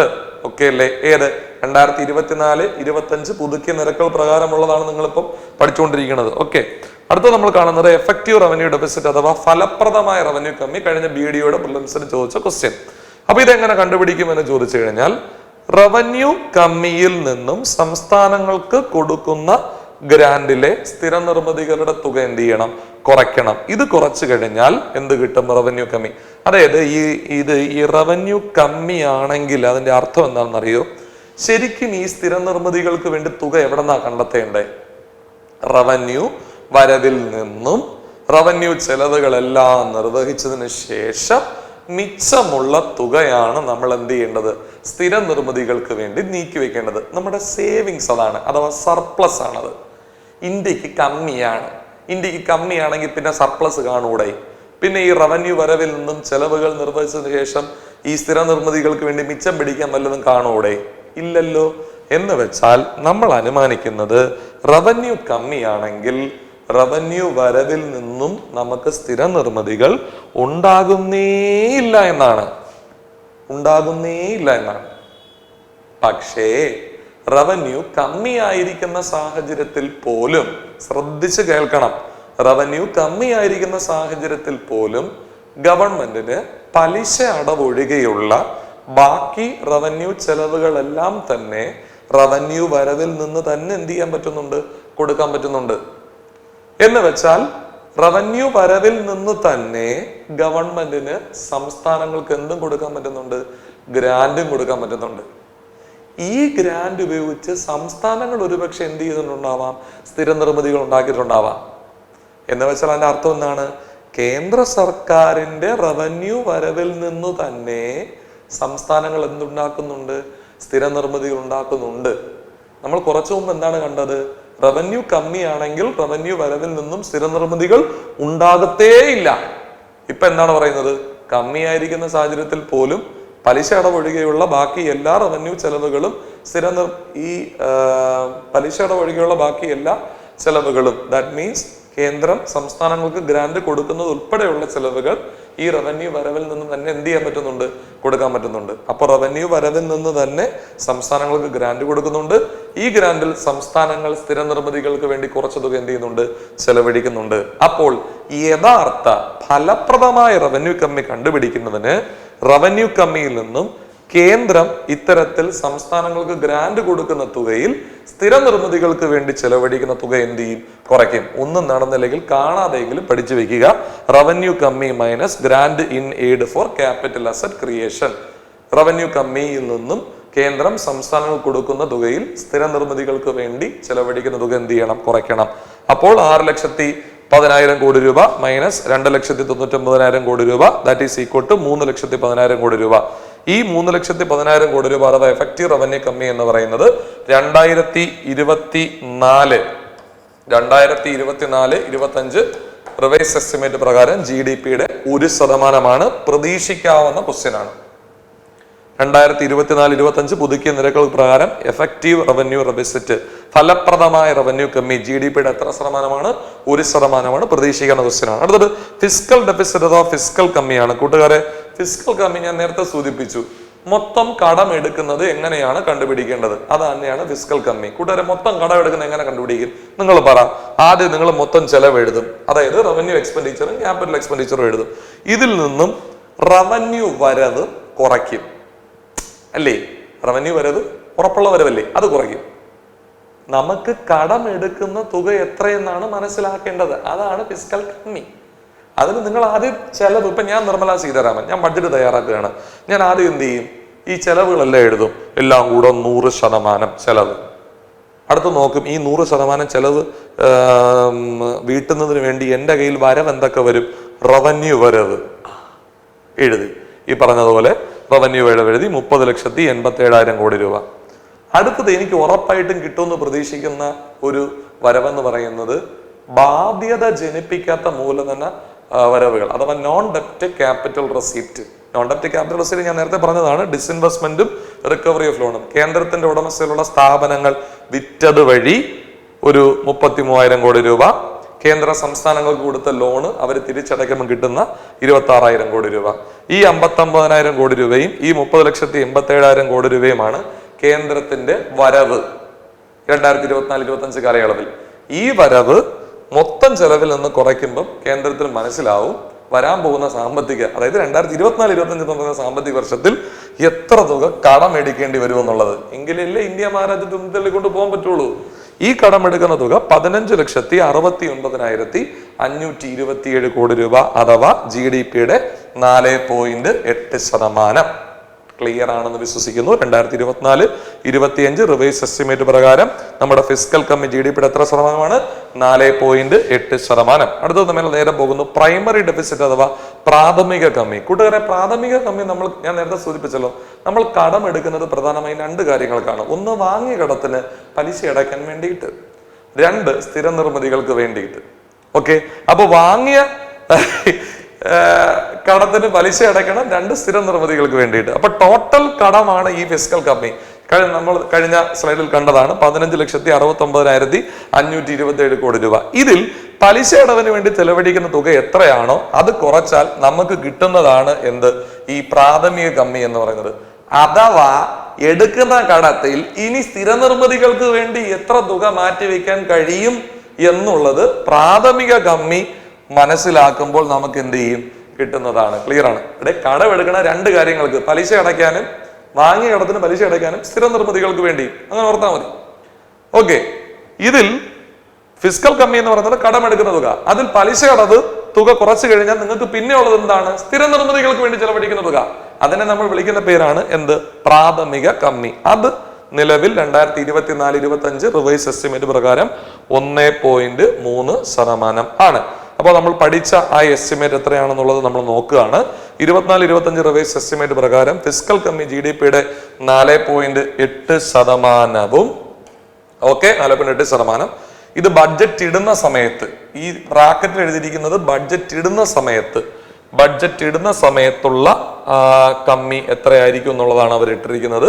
അപ്പൊ 2024-25 റിവൈസ് എസ്റ്റിമേറ്റ് പ്രകാരം ഫിസ്ക്കൽ കമ്മി GDP-യുടെ 4.8% പഠിച്ചോണം. ബഡ്ജറ്റ് ഇടുന്ന സമയത്ത് ബഡ്ജറ്റ് എസ്റ്റിമേറ്റ് പ്രകാരം അത് 4.9%. അത് പഠിച്ചില്ലെങ്കിലും കുഴപ്പമില്ല, ഇത് 4 പഠിച്ചോണം.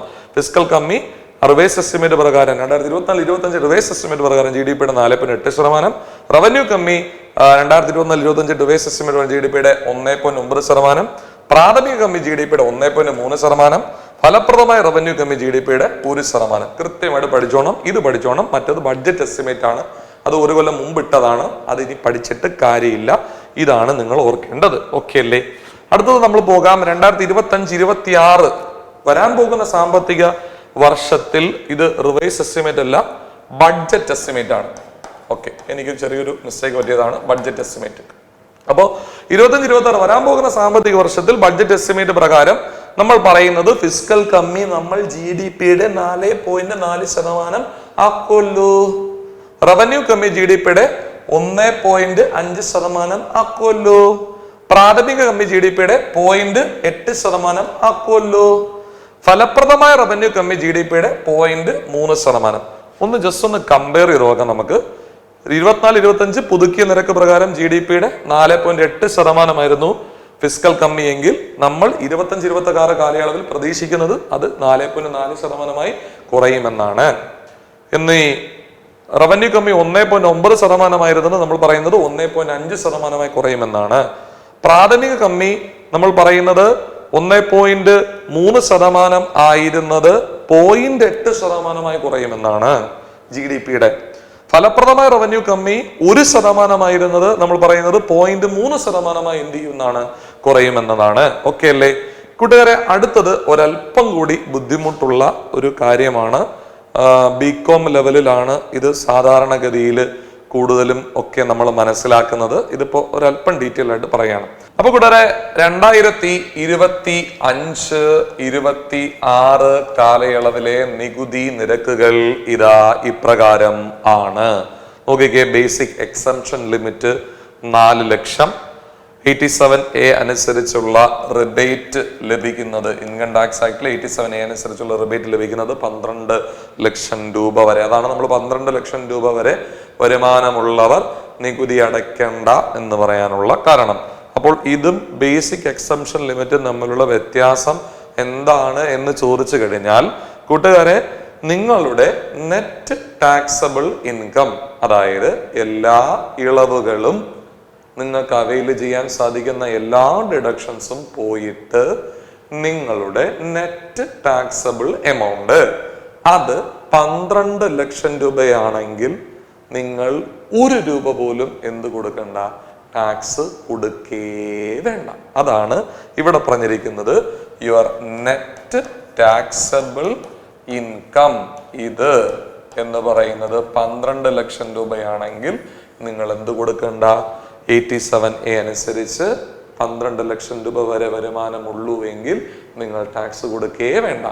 എല്ലാ ഡിഡക്ഷൻസും ഈ പറയുന്ന നിങ്ങൾക്ക് എടുക്കാൻ പറ്റുന്ന എല്ലാ ഇളവുകളും ഒക്കെ എടുത്തിട്ടും നിങ്ങൾക്ക് 12 ലക്ഷം രൂപ വരെ വരുമാനമുള്ളൂ എങ്കിൽ നിങ്ങൾ എന്ത് കൊടുക്കണ്ട, ടാക്സ് കൊടുക്കണ്ട.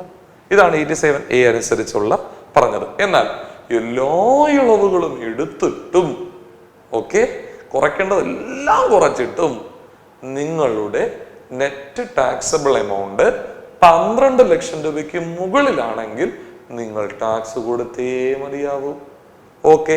ആ നേരം നിങ്ങൾക്ക് ഈ 12 ലക്ഷം രൂപ വരെ വരുമാനമുള്ളവർക്ക് നികുതി അടയ്ക്കണ്ട എന്ന് പറഞ്ഞത് നിങ്ങൾക്ക് ബാധകമാകില്ല.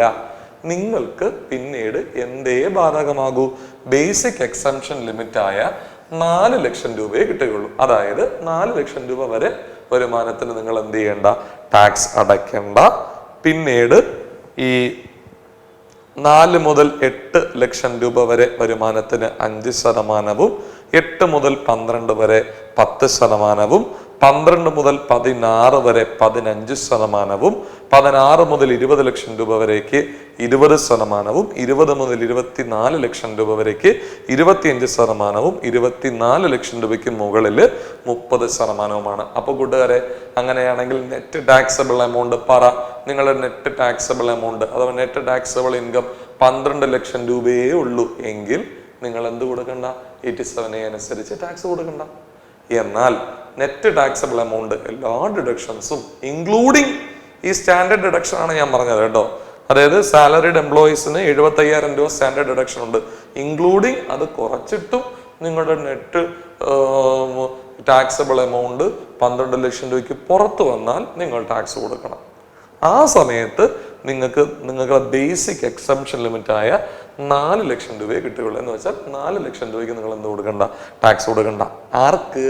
12 ലക്ഷം രൂപയ്ക്ക് പുറത്ത് നെറ്റ് ടാക്സബിൾ എമൗണ്ട് ഉള്ള ഒരു വ്യക്തിക്ക് ആദ്യത്തെ 4 ലക്ഷം രൂപയ്ക്ക് മാത്രമേ ടാക്സ് കൊടുക്കേണ്ടാതെ വരികയുള്ളൂ. ഓക്കെ. എന്നിട്ട് അടുത്ത 4 മുതൽ 8 ലക്ഷം രൂപ വരെ 5%, 8 മുതൽ 12 വരെ 10%, 12 മുതൽ 16 വരെ 15%, 16 മുതൽ 20 വരെ 20%, 20 മുതൽ 24 വരെ 25%, 24 ലക്ഷം രൂപയ്ക്ക് മുകളിൽ 30%. എൻ്റെ സുഹൃത്തുക്കൾക്ക് ഇവിടെ ഒരു കൺഫ്യൂഷൻ വരാൻ സാധ്യതയുണ്ട്. ആദ്യം പറഞ്ഞു സാറ് 12 ലക്ഷം രൂപ വരെ ടാക്സ് കൊടുക്കണമെന്ന്, ഇപ്പൊ പറയണം 4 ലക്ഷം രൂപ വരെ ടാക്സ് കൊടുക്കണം. ഞാൻ എന്താ പറഞ്ഞേ? നെറ്റ് ടാക്സബിൾ ഇൻകം 12 ലക്ഷം രൂപ വരെ ഉള്ളൂ. അതായത് നിങ്ങൾക്ക് എല്ലാ ഇളവുകളും എല്ലാ ഡിഡക്ഷൻസും ഇൻക്ലൂഡിങ് 75,000 സ്റ്റാൻഡേർഡ് ഡിഡക്ഷൻസ് എല്ലാം കുറച്ചിട്ട് നിങ്ങളുടെ നെറ്റ് ടാക്സബിൾ എമൗണ്ട് 12 ലക്ഷം രൂപയാണെങ്കിൽ you need not pay a single penny under 87A. നിങ്ങൾക്ക് റീബേറ്റ് ലഭിക്കുന്നതാണ് നിങ്ങൾ കൊടുക്കേണ്ട ടാക്സ്. എന്നാൽ എല്ലാ ഡിഡക്ഷൻസും ഇളവുകളും ഇൻക്ലൂഡിങ് സ്റ്റാൻഡേർഡ് ഡിഡക്ഷൻ 75,000 എടുത്തിട്ടും നിങ്ങളുടെ നെറ്റ് ടാക്സബിൾ എമൗണ്ട് 12 ലക്ഷത്തിന് പുറത്താണെങ്കിൽ നിങ്ങൾ ടാക്സ് കൊടുക്കണം. ഇനി ആ സമയത്ത് നിങ്ങൾ ടാക്സ് കൊടുക്കേണ്ടത് എപ്രകാരമാണ്? ഇപ്രകാരമാണ്. നിങ്ങളുടെ വരുമാനത്തിന്റെ ആദ്യത്തെ 4 ലക്ഷം രൂപയ്ക്ക് അപ്പോഴും നിങ്ങൾ ടാക്സ് കൊടുക്കണ്ട. അടുത്ത 4 മുതൽ 8 വരെ 5%, അടുത്ത 8 മുതൽ 12 വരെ 10%, അടുത്ത 12 മുതൽ 16 വരെ 15%, 16 മുതൽ 20 വരെ 20%, 20 മുതൽ 24 വരെ 25%, 24 ലക്ഷത്തിന് മുകളിൽ 30%. ഞാൻ നിങ്ങളൊരു ഒരു സിമ്പിൾ ചോദ്യം ചോദിച്ചോട്ടെ. ഇതിപ്പം പറഞ്ഞിരിക്കുന്നത് 2025 26 കാലയളവിലെ നികുതി നിരക്കുകളല്ലേ? അതെ സാർ, അതെ. അതായത് 2025-26 കാലയളവിൽ വരാൻ പോകുന്ന സാമ്പത്തിക വർഷം നിങ്ങൾ നേടാൻ പോകുന്ന വരുമാനത്തിന് നിങ്ങൾ കൊടുക്കേണ്ട നികുതി നിരക്കുകളാണ് ഈ പറഞ്ഞിരിക്കുന്നത്. ചോദ്യം: നിങ്ങൾ ഈ നിരക്കുകൾ പ്രകാരം നികുതി കൊടുക്കുന്നത് ഏത് വർഷമായിരിക്കും? സാറേ, അത് 2026-27 എനിക്ക് നികുതി കൊടുക്കാൻ പറ്റുള്ളൂ. അതെ, നികുതി കൊടുക്കാൻ പറ്റുള്ളൂ. അല്ലാതെ 25-26 കാലയളവില് നിങ്ങളുടെ വരുമാനം 26 മാർച്ച് 31 വരെയുള്ള കാലയളവ് വരെ നിങ്ങൾക്ക് വരുമാനം ലഭിക്കുമല്ലോ. അത് ആ 31 കഴിഞ്ഞാലല്ലേ നിങ്ങൾക്ക് മനസ്സിലാവും നിങ്ങൾക്ക് എത്ര രൂപയുടെ വരുമാനം കിട്ടിയതെന്ന്. 31 കഴിഞ്ഞാൽ പിന്നെ അത് 26-27 ആയില്ലേ? അപ്പൊ 26-27 കാലയളവിലല്ലേ നിങ്ങളുടെ 25-26 കാലയളവിൽ നിങ്ങൾ എത്രയാണ് വരുമാനം നേടിയെന്ന് നിങ്ങൾക്ക് മനസ്സിലാക്കാൻ പറ്റൂ, അസസ് ചെയ്യാൻ പറ്റൂ. അപ്പോൾ നിങ്ങൾ 26-27 കാലയളവിൽ 25-26 കാലയളവിൽ നിങ്ങൾ നേടിയെടുത്ത വരുമാനം അസസ് ചെയ്യും. ഇത്ര രൂപ ടാക്സ് കൊടുക്കണം എന്ന് മനസ്സിലാക്കും. ടാക്സ് നിങ്ങൾ കൊടുക്കും. ആ വർഷം 26-27 നിങ്ങൾ അസസ്മെന്റ് ഇയർ എന്നും ഏത് വർഷത്തെ ടാക്സ് ആണോ നിങ്ങൾ കൊടുക്കുന്നത് അതിനെ നിങ്ങൾ പ്രീവിയസ് ഇയർ എന്നും വിളിക്കുന്നു. ഓക്കെ അല്ലേ? അപ്പോൾ ഈ നികുതി നിരക്കുകൾ ഏത് സാമ്പത്തിക വർഷത്തിലെയാണ്? 2025-26 ഫിനാൻഷ്യൽ ഇയറിലെ നികുതി നിരക്കുകളാണ്. അപ്പൊ ഈ 25-26 കാലയളവിൽ നിങ്ങൾ നേടാൻ പോകുന്ന വരുമാനത്തിന് നിങ്ങൾക്ക് 25-26 ടാക്സ് കൊടുക്കാൻ പറ്റുമോ? ഇല്ല. 26-27 അല്ലേ കൊടുക്കാൻ പറ്റുള്ളൂ. അപ്പോൾ 25-26 കാലയളവിൽ നിങ്ങൾ നേടിയെടുത്ത വരുമാനം അസസ് ചെയ്യപ്പെടുന്നത് 26-27 കാലയളവിലാണ്. അതിനെ നിങ്ങൾ അസസ്മെന്റ് ഇയർ എന്നും ഏത് വർഷത്തെ വരുമാനമാണോ അസസ് ചെയ്യപ്പെട്ടത്, ഏത് വർഷത്തെ? 25-26, അതിനെ നിങ്ങൾ പ്രീവിയസ് ഇയർ എന്ന് വിളിക്കുന്നു. സെറ്റാണ് കൂട്ടുകാരെ. അപ്പൊ ബികോം ഒന്നും ബികോംകാർക്ക് മാത്രം പഠിക്കുന്ന ഒരു സാധനമല്ല, നിങ്ങൾ എല്ലാവരും പഠിച്ചെടുത്തു. അപ്പോ അടുത്ത ചില ചോദ്യങ്ങളിലേക്ക് പോകാം. 2025-26 ബഡ്ജറ്റിൽ പ്രഖ്യാപിച്ചിരിക്കുന്ന നികുതി നിരക്കുകൾ പ്രകാരം ഏത് വർഷമാണ് നിങ്ങൾ നികുതി അടയ്ക്കേണ്ടത്? 25-26 കാലയളവിൽ തന്നെ നികുതി അടയ്ക്കൂ. 26-27 നികുതി അടയ്ക്കൂ. ഇനി വരാൻ പോകുന്ന സാമ്പത്തിക വർഷങ്ങളിൽ നികുതി അടയ്ക്കേണ്ടത് ഇപ്രകാരമാണ്.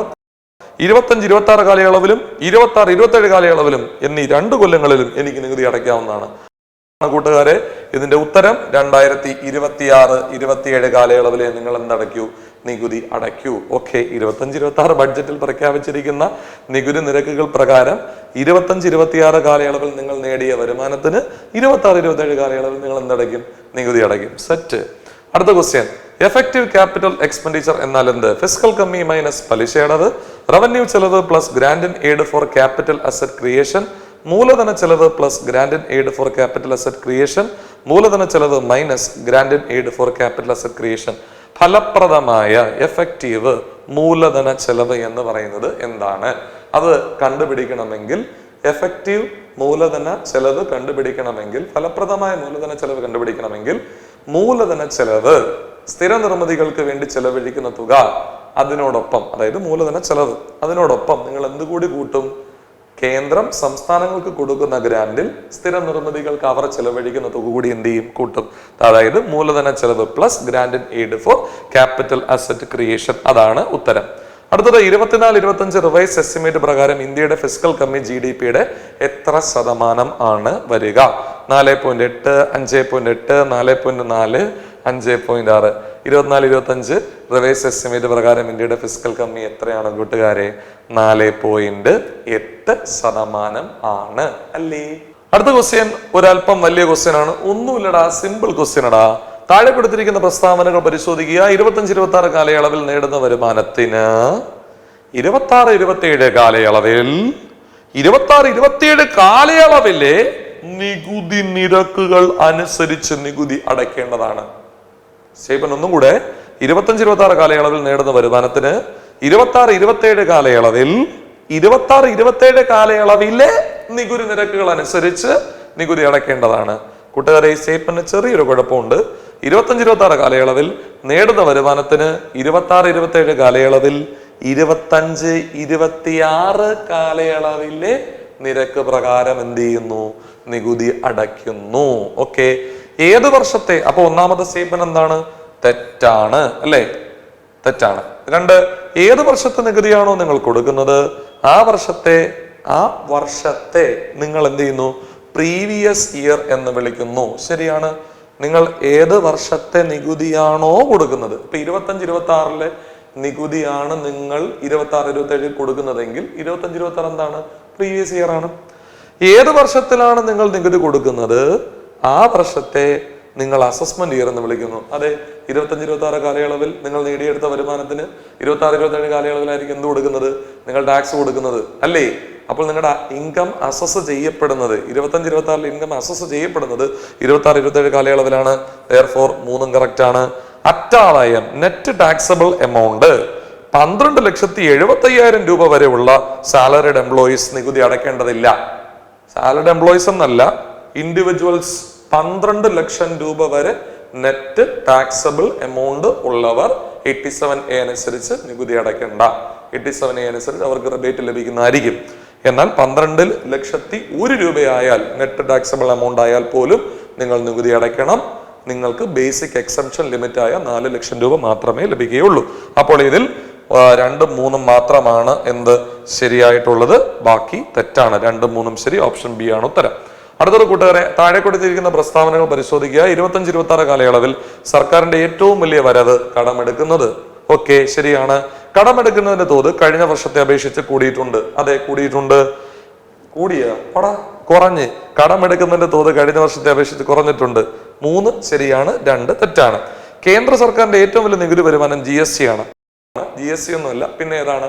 അത് ഇൻകം ടാക്സ് ആണ്. എന്ന് വെച്ചാൽ 1ഉം 3ഉം ശരിയാണ്, 2ഉം 4ഉം തെറ്റാണ്. ക്ലിയർ ആണ് എന്ന് ഞാൻ വിശ്വസിക്കുന്നു കൂട്ടുകാരെ.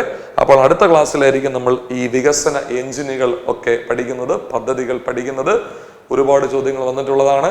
ഒരുപക്ഷെ ഡിഗ്രി ഇതര പരീക്ഷകൾക്ക് കൂടുതൽ സാധ്യതയുള്ള കാര്യങ്ങൾ നമ്മൾ അടുത്ത ക്ലാസ്സിൽ ഡിസ്കസ് ചെയ്യും. ഈ ക്ലാസ്സിൽ വളരെ സീരിയസ് ആയിട്ടുള്ള വിഷയങ്ങളാണ് ഡിസ്കസ് ചെയ്തത്. ഇനി ഏതെങ്കിലും ഈ ബഡ്ജറ്റുമായി ബന്ധപ്പെട്ട് ഡിസ്കസ് ചെയ്യണമെന്ന് നിങ്ങൾ ആഗ്രഹിക്കുന്നുവെങ്കിൽ നിങ്ങൾ ക്ലാസ് കണ്ട് നിശ്ചയമായും എന്ത് ചെയ്യുക? കമന്റ് ചെയ്യുക. അപ്പോൾ നിങ്ങൾക്ക് എങ്ങനെയാണ് പ്രയോജനപ്പെട്ടത്, നിങ്ങളുടെ അഭിപ്രായങ്ങൾ, നിർദ്ദേശങ്ങൾ എല്ലാം നിങ്ങൾ എന്ത് ചെയ്യുക? കമന്റ് ചെയ്യുക. നന്ദി, നമസ്കാരം.